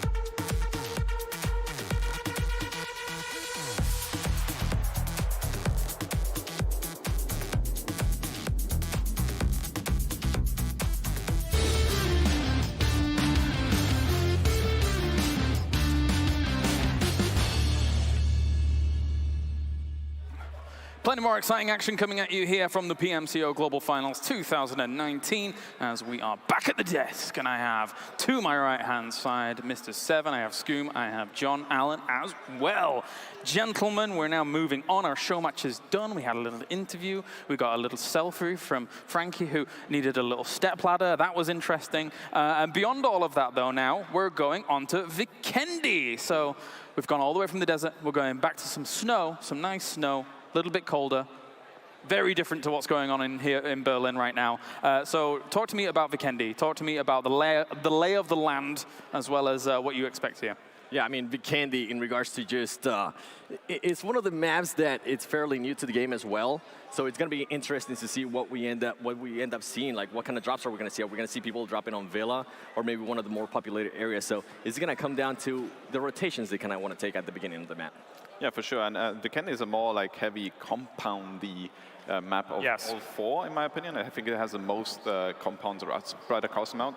There's a lot of cities, but it's a lot of compounds too. So I'm curious to see how these teams tackle through avoiding compounds or taking which ones would be the most priority. So I'm really curious to see how that goes. Yeah, this is the sort of map that you're moving through. As you move through the game, the compounds get less and less strong. So at the start of the game, it's great. You can have a position, you can move to a new compound, you can move, you can rotate on those lines. But towards the end of the game, they can actually be very, very tricky to play from, because more often than not, you're going to be pushed out by the circle, you're going to be zoned away, and exiting a compound, much, much harder than getting in. It's an astute assessment, because I think one thing that the PUBG team learned almost from some of the open areas of Miramar that then got reworked, etc., was they could kind of probably deny that from happening by putting a compound in the middle of it and then kind of having these kind of spots. And that's kind of what Vikendi feels a lot like Scoom when it comes to some of those compound placements. Compound in a big field, maybe a little bit of a ridge. Yeah, for sure. And it's going to be tough. And like Seven was saying, that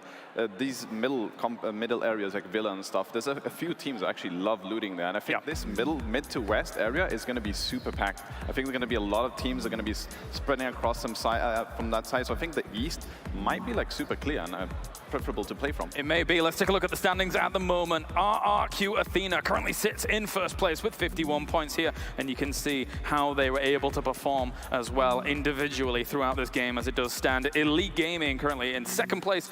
XQuest coming in from our preliminaries in third place there as well. So RRQ Athena 7. Are they going to get the repeat? That would be amazing. Actually, John, I'm going to ask you about that, because RRQ Athena is looking damn fine right now. I mean, this is kind of expected, right? SEA and China sat really at the top. I had sort of a power ranking in my mind coming into it, and SEA was sat at the top. Underneath was China, so I'm pretty happy about that. I had Japan in there as a dark horse as well, so it's nice to see them near the top with Scars Black sitting in 5th. So honestly, this is pretty much to be expected moving forward, certainly for the first day. I'm hoping we're going to see a little bit more of an entry from Team Seoul. We haven't seen much from them today, if we're honest. And as we know, I'm a big Seoul fan, so it's been a little bit disappointing today, but I'm sure, you know, they'll get that practice in there. As we were talking about earlier on the desk, this is the test bed that they can use to launch themselves into a successful day 2 and day 3. For sure. I mean, it seems like a lot of our Southeast Asian teams, Eastern teams in general, Scoom are doing very well for themselves so far. Is this something that maybe some of our Western teams or, you know, European teams can take away tonight? Maybe study some of the VODs, look at how they're playing, or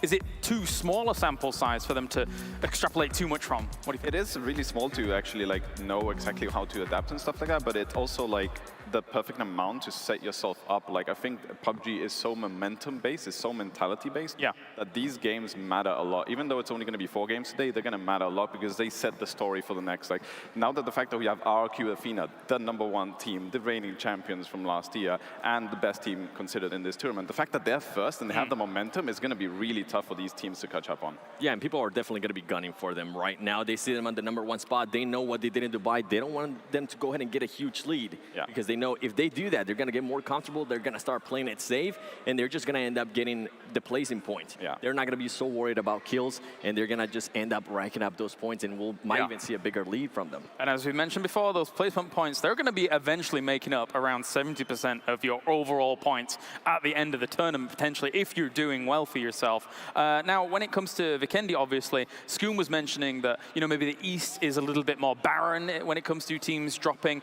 and it does make a lot of sense. There is that river divide. A little bit of it is frozen over, John, but overall, the majority of the landmass is in the west, up towards, you know, just all of the snowy kind of area over there. So, better place. There's a couple of places in the east you can go. I mean, particularly Cosmodrome. That's sometimes quite a popular place to drop. It's a little bit over to the northeast. The crossing on the river, not super difficult, so you can make that rotation. Obviously, the focal point around Castle makes that crossing very, very difficult as well. But I'll tell you what's in the west. It's one of my favorite places in the entirety of PUBG. It's Dino Park. Oh, well, Southwest. I have been waiting for a Dino Park finish, and I've yet to be satisfied on that one. So I'm hoping today's the day. I'm hoping we're going to see a Dino Park finish. You want people like jumping around on the little roller coaster thing that's there? I want to see someone jumping up the Stegosaurus back. That's where I want to go. I'm okay with that. That would be fine by me. There's also that maze there, so maybe some team will decide to go ahead and hide there behind the little T-Rex that they have. That would be amazing. I mean, all memes aside, the loot in Dino Park can actually be pretty good. It's just just that sometimes cover can be a little bit hard to come by when you're in that area. Yeah, I mean, Vikendi is, I think, the most loot outside of Sanhok. It's, of the bigger maps, it's definitely the most loot. You never have any situations where you're running out of like ammo on the guns or anything like that. So Dynapok is pretty nice. It's not for a full team. It's for a couple of players. But yeah, I'm curious to see if any teams are going to actually loot that. And if it ends there, that would be amazing. And one of the new regions actually on mobile that just recently came out on the update is on the northeast of the map. There is actually a cave with an airdrop ready to be looted. So it's anybody gonna go ahead and go towards that because that just became available not that long ago in PUBG Mobile. So that's something that I'm gonna be looking at the beginning of the game because that would be a huge advantage. Maybe there's an AWM there. We really haven't seen that many crate weapons take into action yet. Will they go ahead and go for that? It's a really good point. I mean, it's something that could easily be contested if people want to go for something like that. It's a little bit of a risk, but if that's your kind of natural drop position or in close proximity to anyway, you can just get yourself effectively a free gun, happy, and job's a good one. One of my favorite locations, gentlemen, though, on Vikendi, and I've got to bring it up, is Goroka. Is that kind of central position, that central tiered position that you can work your way down from to eventually then strike at any point in the map. I feel like it's a really strong position. Funny you talk about that. The #1 team that's first place right now, they love dropping Goroka, and I believe they're the only team that dropped Goroka here. You know, so they're going to be taking that. I don't want to say I've taught them a thing or two. I've taught them. Nah, I digress. It's just, you can tell that how the top teams from each region know the very good spots. And Goroka being one of them in Vikendi, and ROQ just claimed that. So yeah, it's easy rotations away. It's as you say, solid movement. You can go to pretty much any circle that drops you. I think Vikendi is one of the maps where we've seen the most water shifts early as well. So dramatic circles coming in. A lot of that coastline sort of isolates itself from the zone of play, so you can restrict those circles early. So being in a good rotation position actually gives you a bigger advantage almost than in a lot of other maps. I think a lot of people would probably look at Vikendi and think to themselves, you know, Mount Kresnik or Castle is your equivalent of Picado or Pachinki when it comes to the fighting and stuff like that. But in my mind, not necessarily rotations. I'm still sticking with Goroka. I feel like that's one of the best places to eventually rotate from, unless you want to go south across the frozen lake. But ignore that bit. Everything else is fine. Is that fair? I mean, you could try to go over the frozen lake, but it's not gonna. It might not work out for you. We've seen what happens with people getting on boats or maybe trying to be a little bit risky being out in the open. It usually doesn't play out for them. So more than likely, we're gonna see some safe plays. I am looking forward actually to seeing how many teams are going to try to drop Villa because it is a very popular a section of the map in PUBG Mobile. And actually, Castle, I'm interested to see who's also going to land there because that's not a very popular section in PUBG Mobile. So it's going to vary a lot. And also, how are these teams going to adjust tomorrow on day 2 after they're seeing certain teams landing in this location?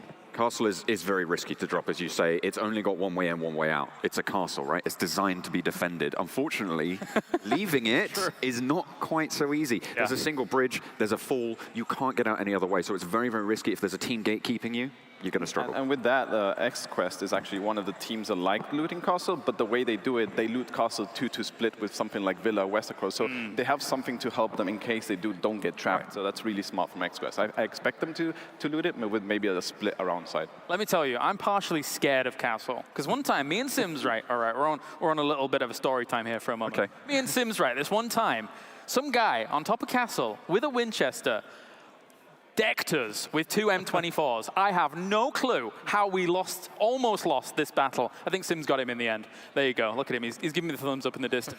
That's a scary prospect. Yeah, but going off that, if you do end up getting a sniper rifle in Castle and you end up getting zone, you have so much open space. Yeah, and you're that's a risk. Such a huge advantage as well. It is a bit of a risk there. I mean, you're relying on circle luck being really, really heavily in your favor because at some point, even if you get the first 4 or 5 circles, the 6th circle, the 7th circle, they're going to start to push you, and unless it just zones straight in onto Castle, you're pretty scuppered. I wouldn't mind that, a straight onto Castle ending, and just one team, like every corner holding, holding angles, so like just breaches of like full-on hordes coming in. Go back to medieval, so get the crossbows involved, get full-on medieval warfare going on. There's going to be a reference there to the zombie mode in PUBG Mobile as well. I like it a lot. And of course, here we're just waiting for all of our teams to get fully ready and good to go. So whilst we are in this spot. Which teams do you think are going to be able to prevail on Vikendi? Obviously, you know, you were mentioning that RRQ Athena drops over in Goroka. That might be your pick. What are your thoughts? Yeah, I mean, I have to go with them. They have the momentum right now. They have Goroka. I don't think anyone will drop them. Even if they were not on top of the leaderboard, I don't think that anyone will drop on them. So they definitely have this edge in the best spot in Vikendi with the momentum behind them. And for mine, I think it's going to be XQuest. I want to see how they go ahead and come out in this map.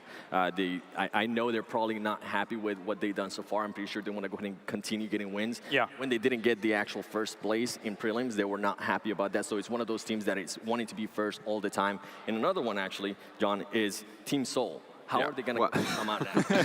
Well, yeah, I mean, fair enough. As I was saying before, we haven't seen too much from Team Seoul so far. I'm hoping that this can change. I'm hoping that they'll be able to pick it up over on Vikendi because, as we saw throughout the group stages, the Indian region favored a compound style of play. They adapted and became very adept at playing on that terrain style and using that and rotating with cover, but they really grew up on that compound style of play. And we know Vikendi is heavily in that favor, so I'm hoping they're going to be able to draw on that experience, draw on that strength, and put it forwards. But I'm also going to give a shout to Space Station Gaming, who I think they're an outsider coming into this one. Sure. Against RRQ, against XQuest. It's going to be tricky, but I know we've got a lot of NA people watching, and they're going to be rooting for them. And you know, I'm a sucker for a crowd. What can I say? I know I am. It does seem like we are already, even here in day one, establishing kind of a top tier. You know, the same names keep coming up here at the desk with RRQ Athena, with XQuest, etc. Purple Mood is another name that's kind of up there in terms of the point gains overall when you know, being able to place continuously through our first 2 games, and of course they'll be looking to continue that into our 3rd game here. You just saw the overall kill leaders, Ernie at the top there with that 9 kills that he was able to acquire. I think that was entirely on Miramar. It was. Yeah. I believe it was. And that play that we were able to break down, just an absolute insane play. Goes to show his skill, being able to kill somebody with just barely their head showing. That's incredible to me. Yeah. You talked about earlier the percentage of kill points that comes in to your score at the end of it. At the moment, RRQ are sat on 33 placement points and 18 kill points. That's over 50% of kills right there. It just shows you how dominant in fights they are being at the moment. And it's a similar story when you go one step down to Elite. They're on 35 placement points with 14 kills. So in fact, they have more placement points in the bank, but they're a little bit lower on kills. But that's still, again, almost 50%. So it's a huge, huge bonus having those kill points on board. And that's sort of what's setting them apart at the moment from the rest of the pack. You need to be good at both. You need to be good at placement, getting placements in, and getting kills. That's what makes a good team into an elite team. That makes you the #1. So teams that are doing that are the ones that are just going to be going ahead and ahead in the rankings. This is the global finals, right? You need to be the best. Elite team, we've got one of those here. They came 3rd in our previous... What are you laughing at me for? Was that not smooth? No, I'm just saying. I'm over here just thinking about RRQ Athena and that game in Miramar. Honestly, being able to get first place and just going off about what you're saying, kills as well. They're being able to go ahead and just kind of get in a mood here, trying to get in a groove. Are they going to be able to go ahead and continue that? So I'm just imagining what the next game is going to be like with RRQ Athena. But you're watching at home right now. Let us know in the comments. Who do you think is going to go ahead and win this next match in Vikendi? Yeah, it's very important. And also, don't forget as well, you can vote at home on Twitter as to who you believe is not only the MVP player, but also who is the MVP team. So you need to use the hashtag teamname_PMCO or the player name _PMCO with the hashtag, of course.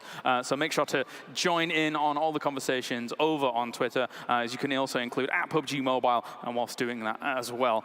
So thank you very much, gentlemen. It is now time to get into game number 3 here for day 1, as we're going to be heading over to Vikendi. It's time to put those snow boots on, of course, as this tournament proudly brought to you in part by Nex, the official phone here of the PMCO Global Finals 2019. It's round number 3. Let's get into things as Sims and Pansy take you to Vikendi.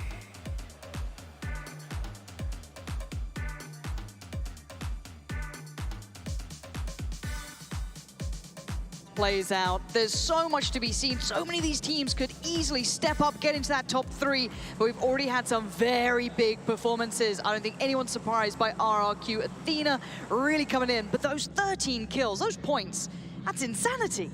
It is. When you're racking up points like that, especially when you look towards round one, it wasn't the best of rounds coming out from them with a 13th place placement. Certainly a night and day scenario. They turned it around instantly in round number 2 with a win. But again, it is a best of 16. Yes, you can say, oh, well, we can shake things off and get things done moving forward.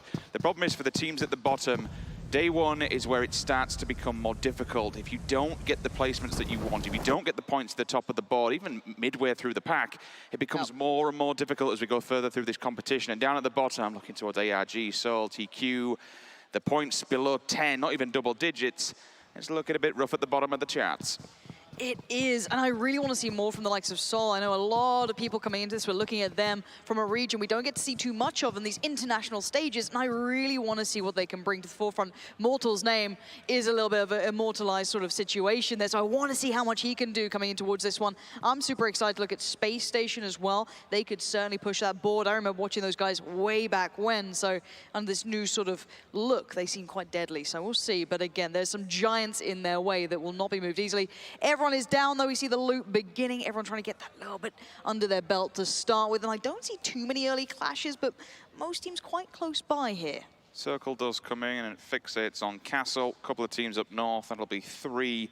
Not much of a rotation. It certainly won't be a rough one.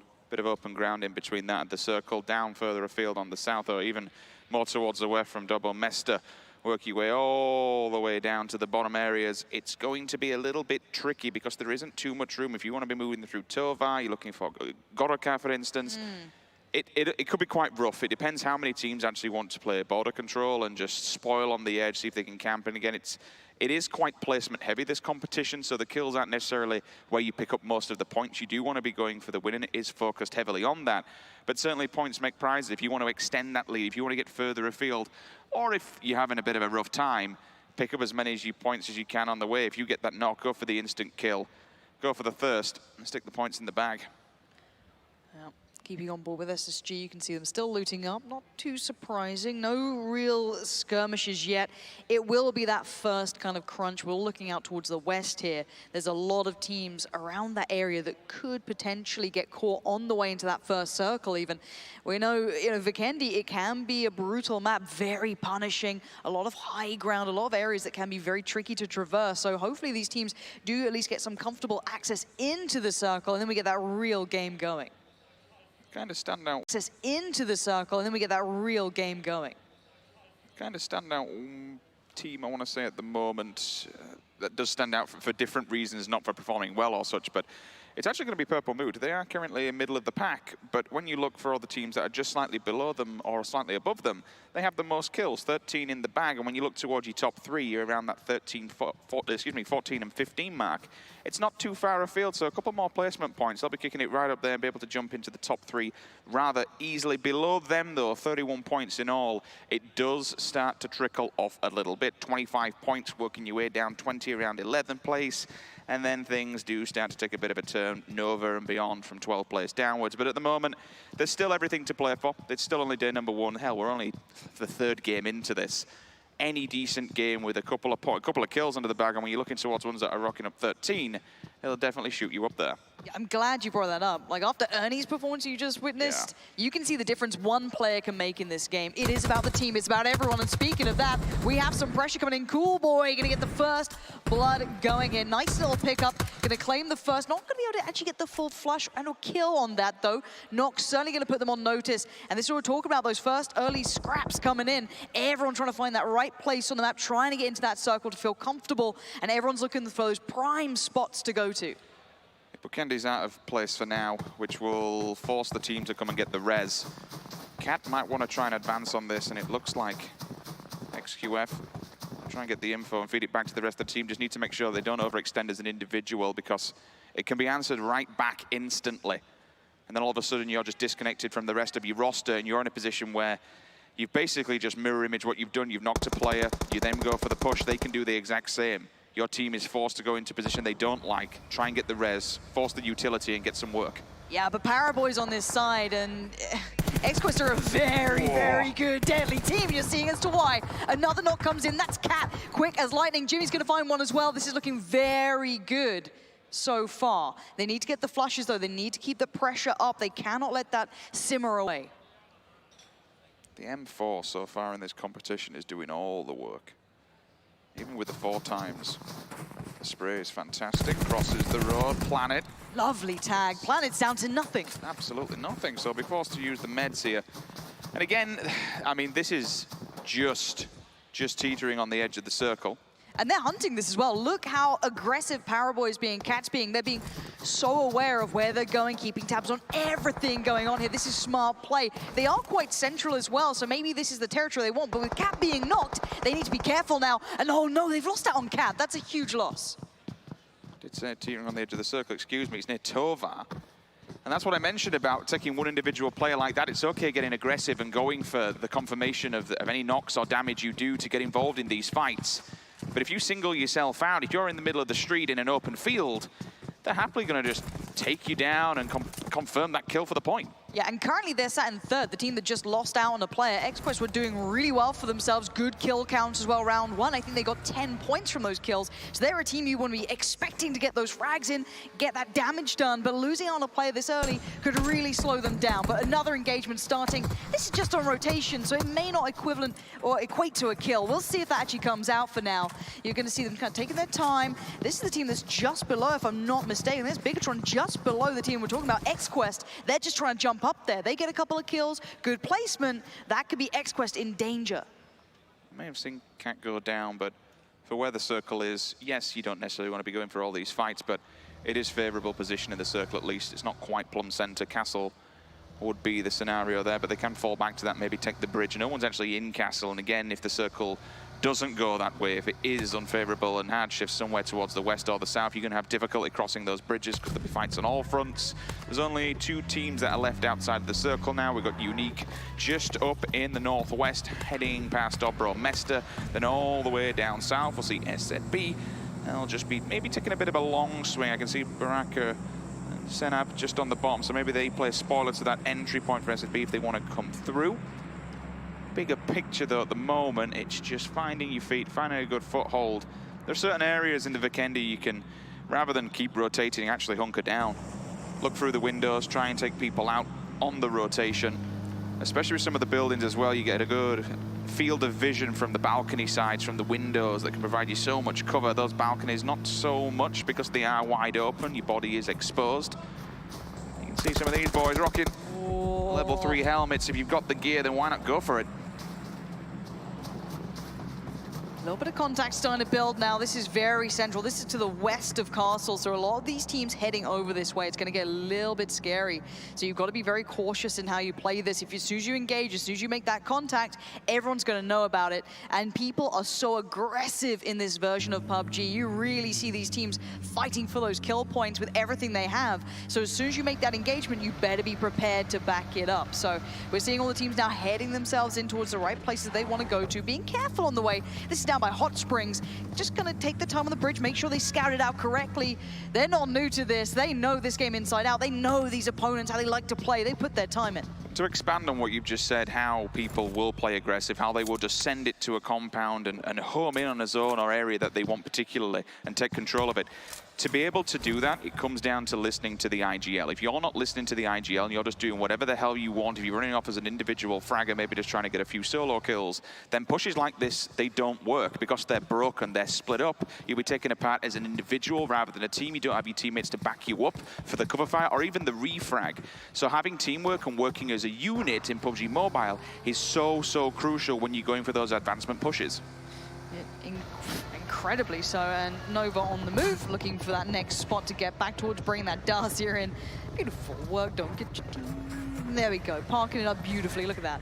Magical. It's a garage. Yeah, exactly, they're racking up the cars, and honestly, considering the amount of teams who are so close by, I'm surprised we haven't seen more engagements yet. Teams are being very careful now, maybe realizing how close that leaderboard is here and how much Club Open Finals really mean. They've fought so hard to get to this point, to get to this stage, and now they have to face off against the world's best. When I've been looking at some of these statistics of sign-ups and players and the road that players have had to take to get to this point, it's incredible. I believe the Indian qualifier was something like 11,000 plus teams signing up. Incredible. That's why we want to see that team really come through. Yeah. If you've made it that far, you deserve a real shot on this stage. You're also getting the cream of the crop, right? You are literally getting at this competition the best of the best.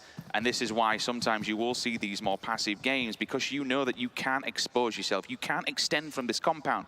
Because if you're open and exposed, you're going to get murdered. There's literally nowhere to go without being seen by some of these insane fraggers. The one thing that I've not seen too much of, but when you do, they make it count, is your marksman. The man that's going to use the bolt action, the M24, the Kar98.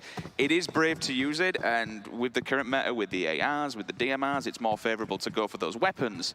But when somebody just knows how to use it with such precision and finds that face in an open field, it's job done. You can kiss yourself goodbye, unfortunately. Yeah, I'm looking at RRQ's rotations. They're pretty wild here, but look at this. We're going to start seeing maybe 3 teams quite close by. These are compound battles, though, so they still hold good hard cover. They're not overextending, but they're certainly applying pressure now. You see those AK shots coming through. You're going to start seeing all the teams slowly working out who's around them. Where do we need to look? Where's the danger? And so far, you can see it now on your screens. The danger is mounting as we speak. It's mostly to the west of Castle. It's mostly just to the south of the circle. The new circle will hit soon. We'll see who's going to be put out of place. A couple of drops coming in, so that could be quite nice to get a little bit of a pickup. But first big engagement here again happening. That's a good spot. That's a lot of information found. Look at the damage coming in early. This is going to be a big push coming out. Potentially might see our first team going out here. The damage was real. You saw the numbers on screen. Shimon just trying to grab the information, but that's the third party from a distance. And again, because this map, there are so many teams alive in this circle, it's becoming very condensed. Everyone, because of the water, is homing towards the central point. Yeah, I think that was RRQ Athena coming with, yeah, there it is. There's Ernie again. Absolutely bloodthirsty. This guy's so good as well. We saw just a moment ago. Roll your mind back to Miramar. You won't forget that.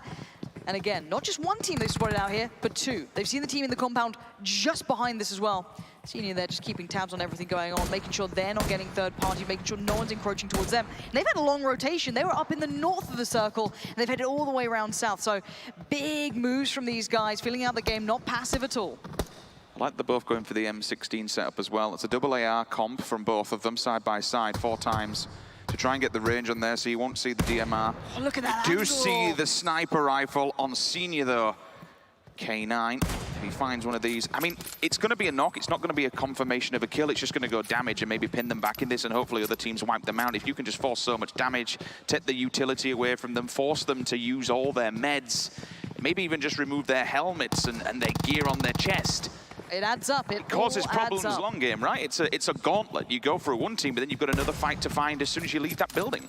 Absolutely, and this pushes away another team who's within the top 4. If they get the pressure towards Bigtron, that's massive for them. That keeps their spot looking safer and safer, way up at the top so far for the side that I think a lot of people are expecting big results from. So good to see them keeping up to that sort of stature they've been gifted. ELG at the moment have to play this one cautiously, and they have to have an evacuation plan. They're on the castle, so once they move away from this, it's just landlocked, surrounded by water. They either walk the bridges, they either swim, or they take vehicles across the bridges. But either way, you need your IGL to now to be thinking of a plan ahead of the circle, because once it shifts, if it doesn't go their way, it's going to be an extremely hard move out of that area. But the thing is with Elite Gaming, their results so far have been exemplary. They've had really good placement positions in both games. So I'm looking at them as very, very calculated, smart players if they're able to replicate that time and time again. But it looks like we might have a bit of close quarters combat coming up. Teams crashing in now, trying to get to those perfect compounds. And this isn't far away from where we just saw that RRQ Athena fight. This is in these fields. This is all very close by. Grenade primed, ready, just over the hill. How much damage is going to do? It could do a lot of damage. They're now forced into an environment where all 4 players are together. Shimon holds the angle on the crate. And look at Noato. He has the Uzi. He's extended. He'll get all 4 of them. Surely he'll be able to see them with the eye line. If he gets the right line of sight, that could be deadly, but I don't know if he's willing to push that far. It's risky. There's so many eyes out there at the moment, but look at these smokes going up. The wall of smokes plume everywhere, and these guys are on notice. They're in danger, and they know it. Prone down, trying to hold on to any cover they have. Getting rid of the car to make sure they don't get damaged by anything around them. Using it for cover, smart play. Oh, no. But now everyone's looking right at them. Look at this, another party coming in. Another team looking for a way to get maybe some of these points. Every single vehicle has now gone up in smoke. The UAZ just on fire in the background rings a dinner bell to all the teams that are looking their way on screen right now. Purple mood. They'll have the line of sight just on the back wall. That potentially could have been a run over there. Almost. But they do have one vehicle, so maybe they're just trying to evacuate the situation. Because ESFB in the background, yeah, they'll say, okay, we don't want to get involved, we'll lead them to this. In the meantime, though, TES, Fireboy's doing work onto MyTech. Down he goes. That's a different fight completely altogether. Yeah, that's top esports coming into this one. Again, deadly team. All of these teams are looking for new ways to try and maybe get around this compound. And Zuxi's actually pushed up towards our wall, so maybe looking to disengage from that small garage and find a fight where maybe they can take better territory. And Zuxi's going to go right into the Lion's Den. This is scary. Look at that, 2 players so close by. Can he get the kill? That's the big question. Yes, he's good for 1, but where's the follow-up? Can they clear this out cleanly? Zuxi's still alive, going to pop off the heel as quick as he can. And look at the Molotovs burning in the background. They're trying to dominate this space. The support is there, and they need to make the push. Zuxi goes in. He gets the tag. He's got to be careful. His teammates are falling around him. He has to get the pickup, and it looks like they've done just enough to take that compound. Zuxi and Luxi back-to-back. They do confirm this, and they take the compound for themselves. Susie, you can see damage, but not out in the background. The team will try and get themselves back on the feet, but this is what it's going to be like for the remainder of this game. Teams sharing space. There's very little to move on this one without being spotted out on Vikendi. As soon as you leave the safety of your compound, every single team has an eye line. That grenade. Oh no, Soul are in so much danger here. You already have XQF knocking the door. They lost out on Cat early, and there's a third party as well. Everyone's eyes are across on this. Expert marksman coming in, and sadly, it's sort of like Mortal's down, Ronak's down. They're losing out on so many of these players, and that's going to be devastating for them. AY just trying to see if anyone's hiding behind these vehicles. They will go up. If they don't find anybody, that's fine. They take away the ability to maneuver away from this fight. Give them no escape plan whatsoever, so XQF, they'll just hunker down for now and hope that people come flying their way. There are 2 more teams, SSG and I believe Unique, just lingering on the border to where they are. JN does at least have a vehicle for Nova, so they'll be able to pull this one up, keep it safe for now, just hide it behind the rocks away from the prying eyes of the snipers or anyone else who's lingering in the distance. The map though, look at the north, it's completely empty. If we shift towards Kresnik, this is going to be one hell of a nasty migration for all the teams on the south. It certainly could, but Purple Mood, and it looks like RRQ Athena reading this well, going on the eastern side and potentially going back up north. We'll see if that comes through. For now, Coolboy in another engagement. This has been going on for a while, but XQF picking up the kills. They lost out on their player earlier to this, so now Cat just watching this one back. That's how he lost his life early. He overcommitted to that engagement. But these guys have been relentless in their aggression, and the circle's gone north, Rich. This is going to be a huge move for all of these teams that are in the south fighting next to each other. And they've been able to keep the vehicle alive for Nova, at least allows them for maneuverability off the backside of that cliff face now. The circle, as you did say, did go to the north.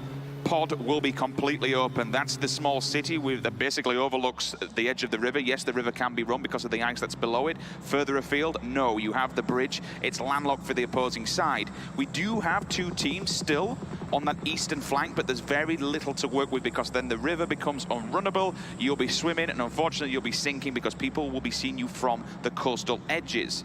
For now, though, let's take a look at the teams that are in quite a predominant spot. Nova, because they have the vehicles, could still maybe get ahead of the game, maybe take the pickings of everywhere up north. It's actually Unique, who are moving from Villa. They've been quite quiet on this and backburning. This could be a good sly play for them. If they get ahead of the game and move it into pod before anyone else does, they'll be in safety. They could be. We'll keep eyes on it. We'll check in once that circle comes through, once it constricts.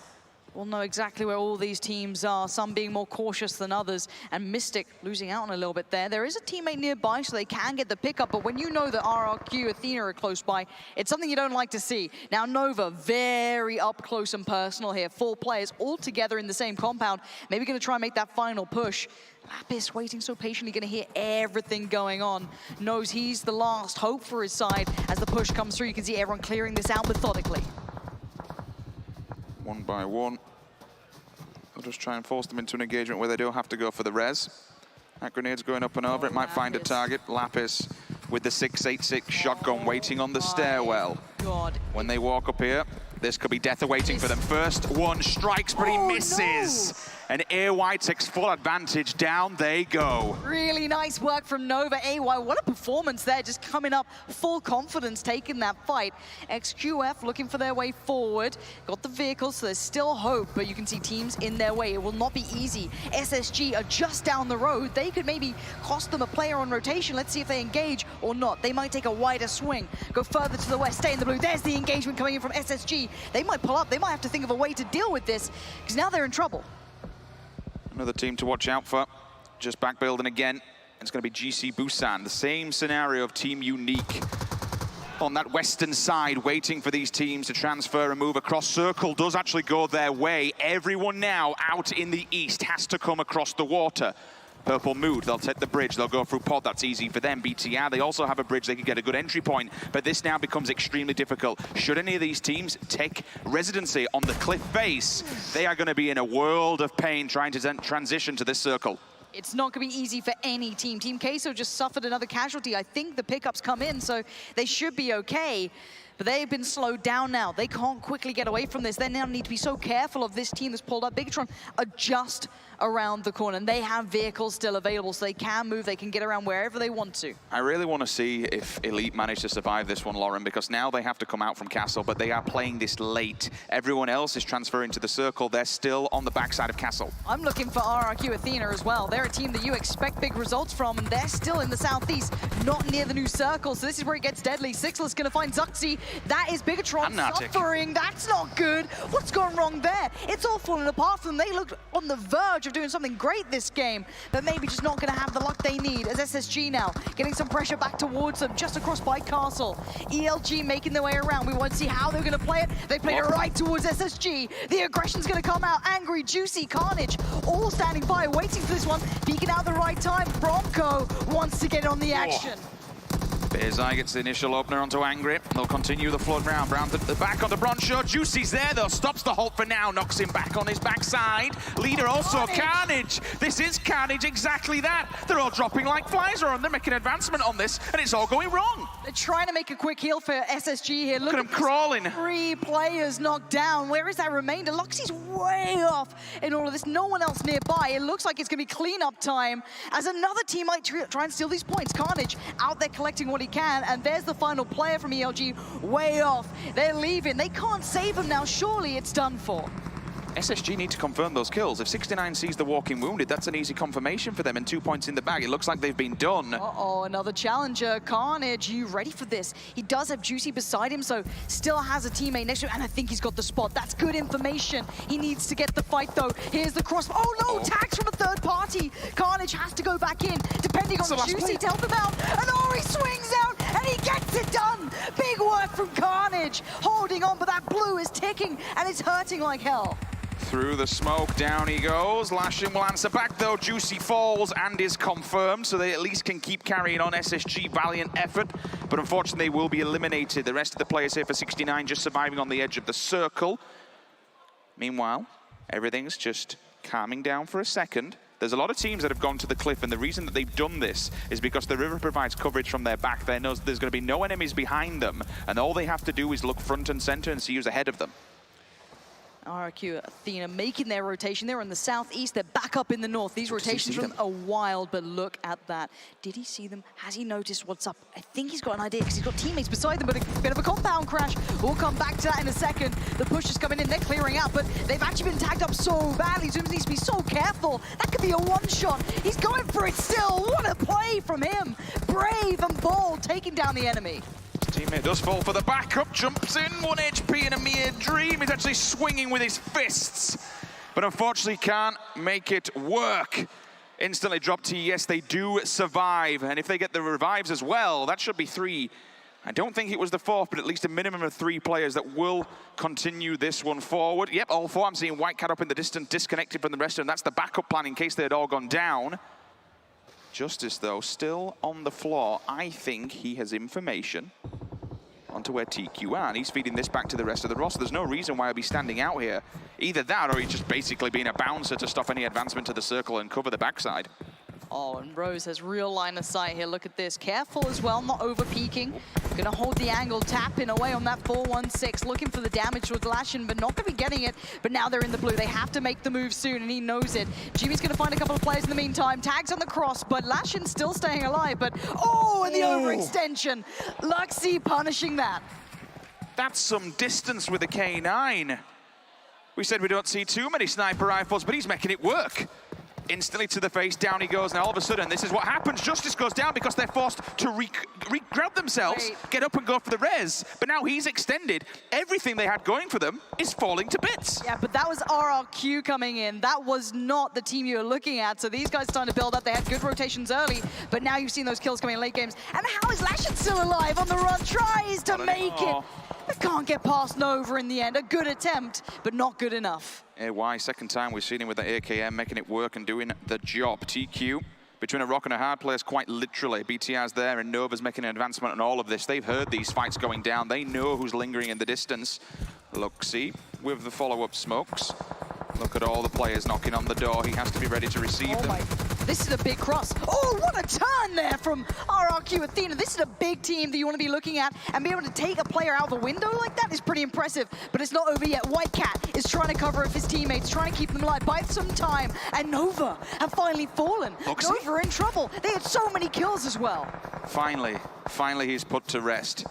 He's done so much damage. WhiteCat could be a spoiler. Remember, he was playing distant away from the rest of his teammates, and he's still doing this.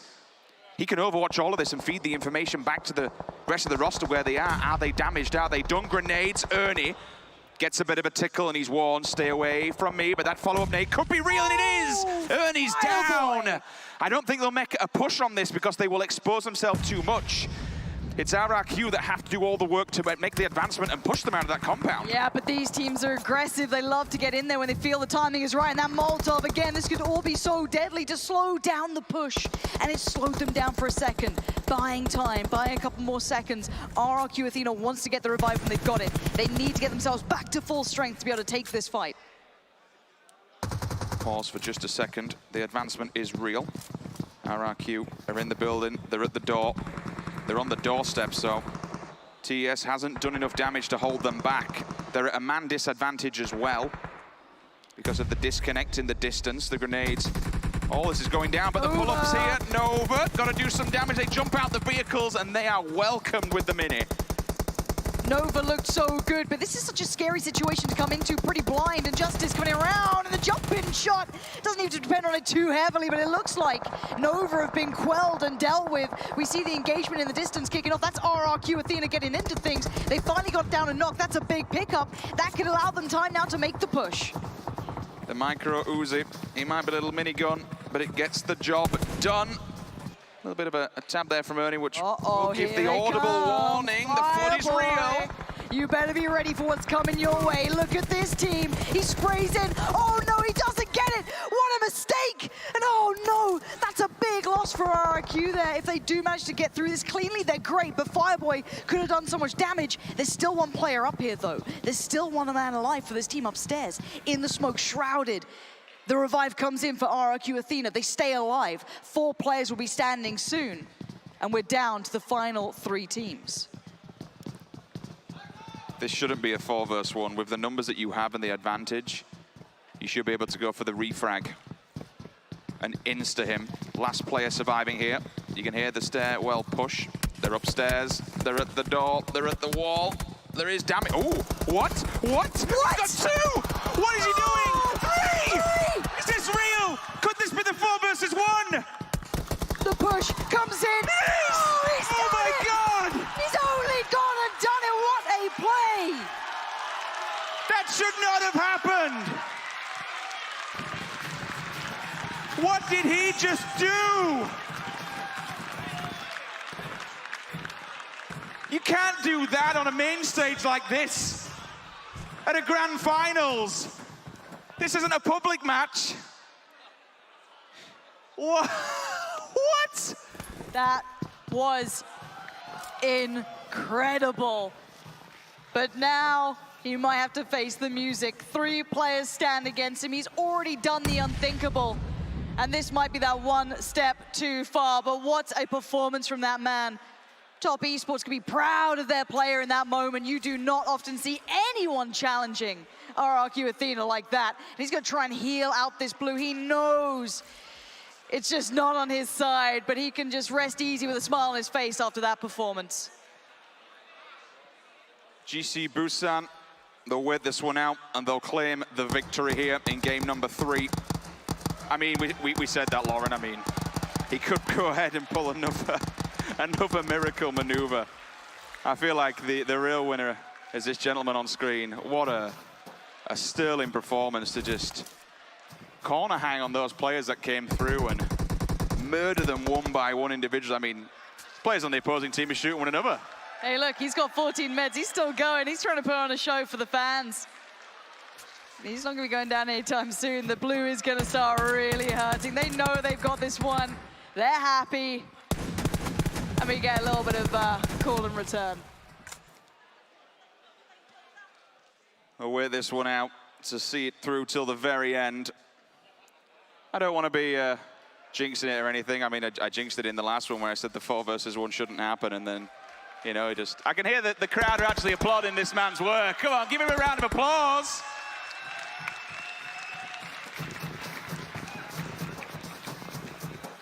And the rest of them, well, they're just trading meds, you know. You might as well celebrate with style. Yeah, they're not in too much danger. They're pretty okay. There we there go. Job done. GG. GC Busan with the win. That's going to be job done for now. I'm going to throw it back to James and the Death team.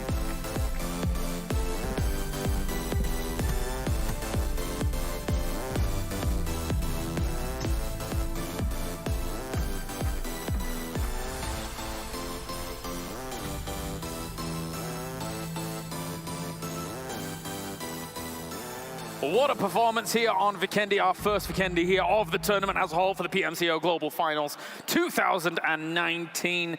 And as much as GC Busan are able to get themselves the victory, there was one name that was able to truly steal the show, with Top Esports getting themselves a monumental recovery against RRQ Athena there. But you really can't take anything away from GC Busan. They were able to take the victory, getting themselves the big point, Scoom.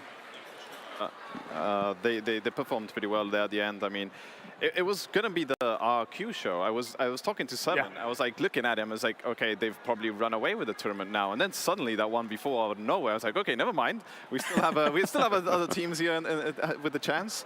But yeah, what a game. That might just be the play of the tournament. Yes, it's gonna take a lot to top that off. That made me just jump off my seat and start screaming like I was 5-year-old at Christmas. Absolutely. I mean, it's very rare you see 1v4s. Never mind it being very rare that you see a 1v4 in a tournament game. Never mind, John, you see a 1v4 at a global finals. Such impressive stuff. Not only is it a 1v4, it's a 1v4 against the best team in this tournament right now, according to the standings. Before that game, certainly. That's absolutely insane. I was popping off in the crowd there. I wouldn't be surprised if you heard me through the commentators' mics. I think a lot of us were shouting. I'm going to be honest. Yeah. I think a lot of us were like, wow, this is crazy. It was insane.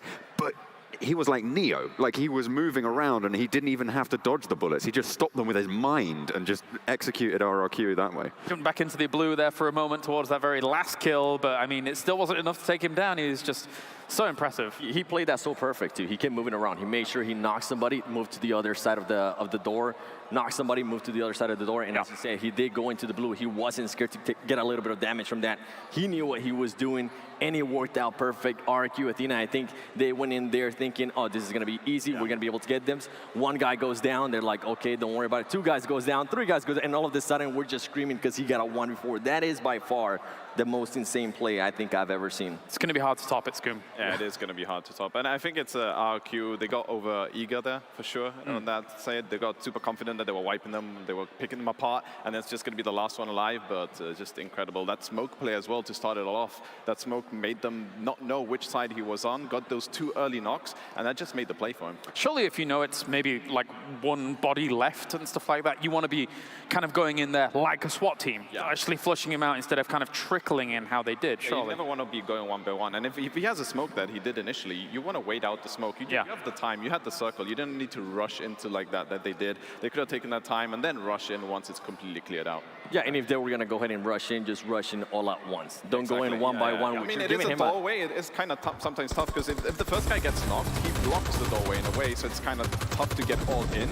I've had that situation myself in the past, and it can be annoying if the first guy gets knocked. Well, let's talk about some of the other situations that were going down while the highlights are playing here in the background as well. And one of of the fights that I really wanted to talk to you guys about was Scars going up against BRK and then BiggyTron eventually joining on.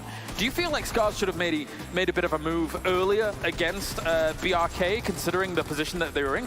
Surely, if they had done, then it would have been much easier to greet BiggyTron, who eventually wiped them. Yeah, they did initially want to do that, but the issue was in that situation, it was PLM, Purple Mood. They were actually on the east side firing down. So when they wanted to make that flank play that we did see one of the Scars player go around, he got shot. So I think that's what made him fall back, because they didn't want to get third party. They didn't want to lose players. They probably had a good safe spot. That ended up costing them because they got themselves third party and pushed later on. Yeah, and as soon as they heard those shots, like you mentioned, they decided, you know what, we're not even going to move. And I think they were still focused on BRK, that didn't even realize that there was a car coming full of guys about to hunt them down. Yeah. And it was all over for them there.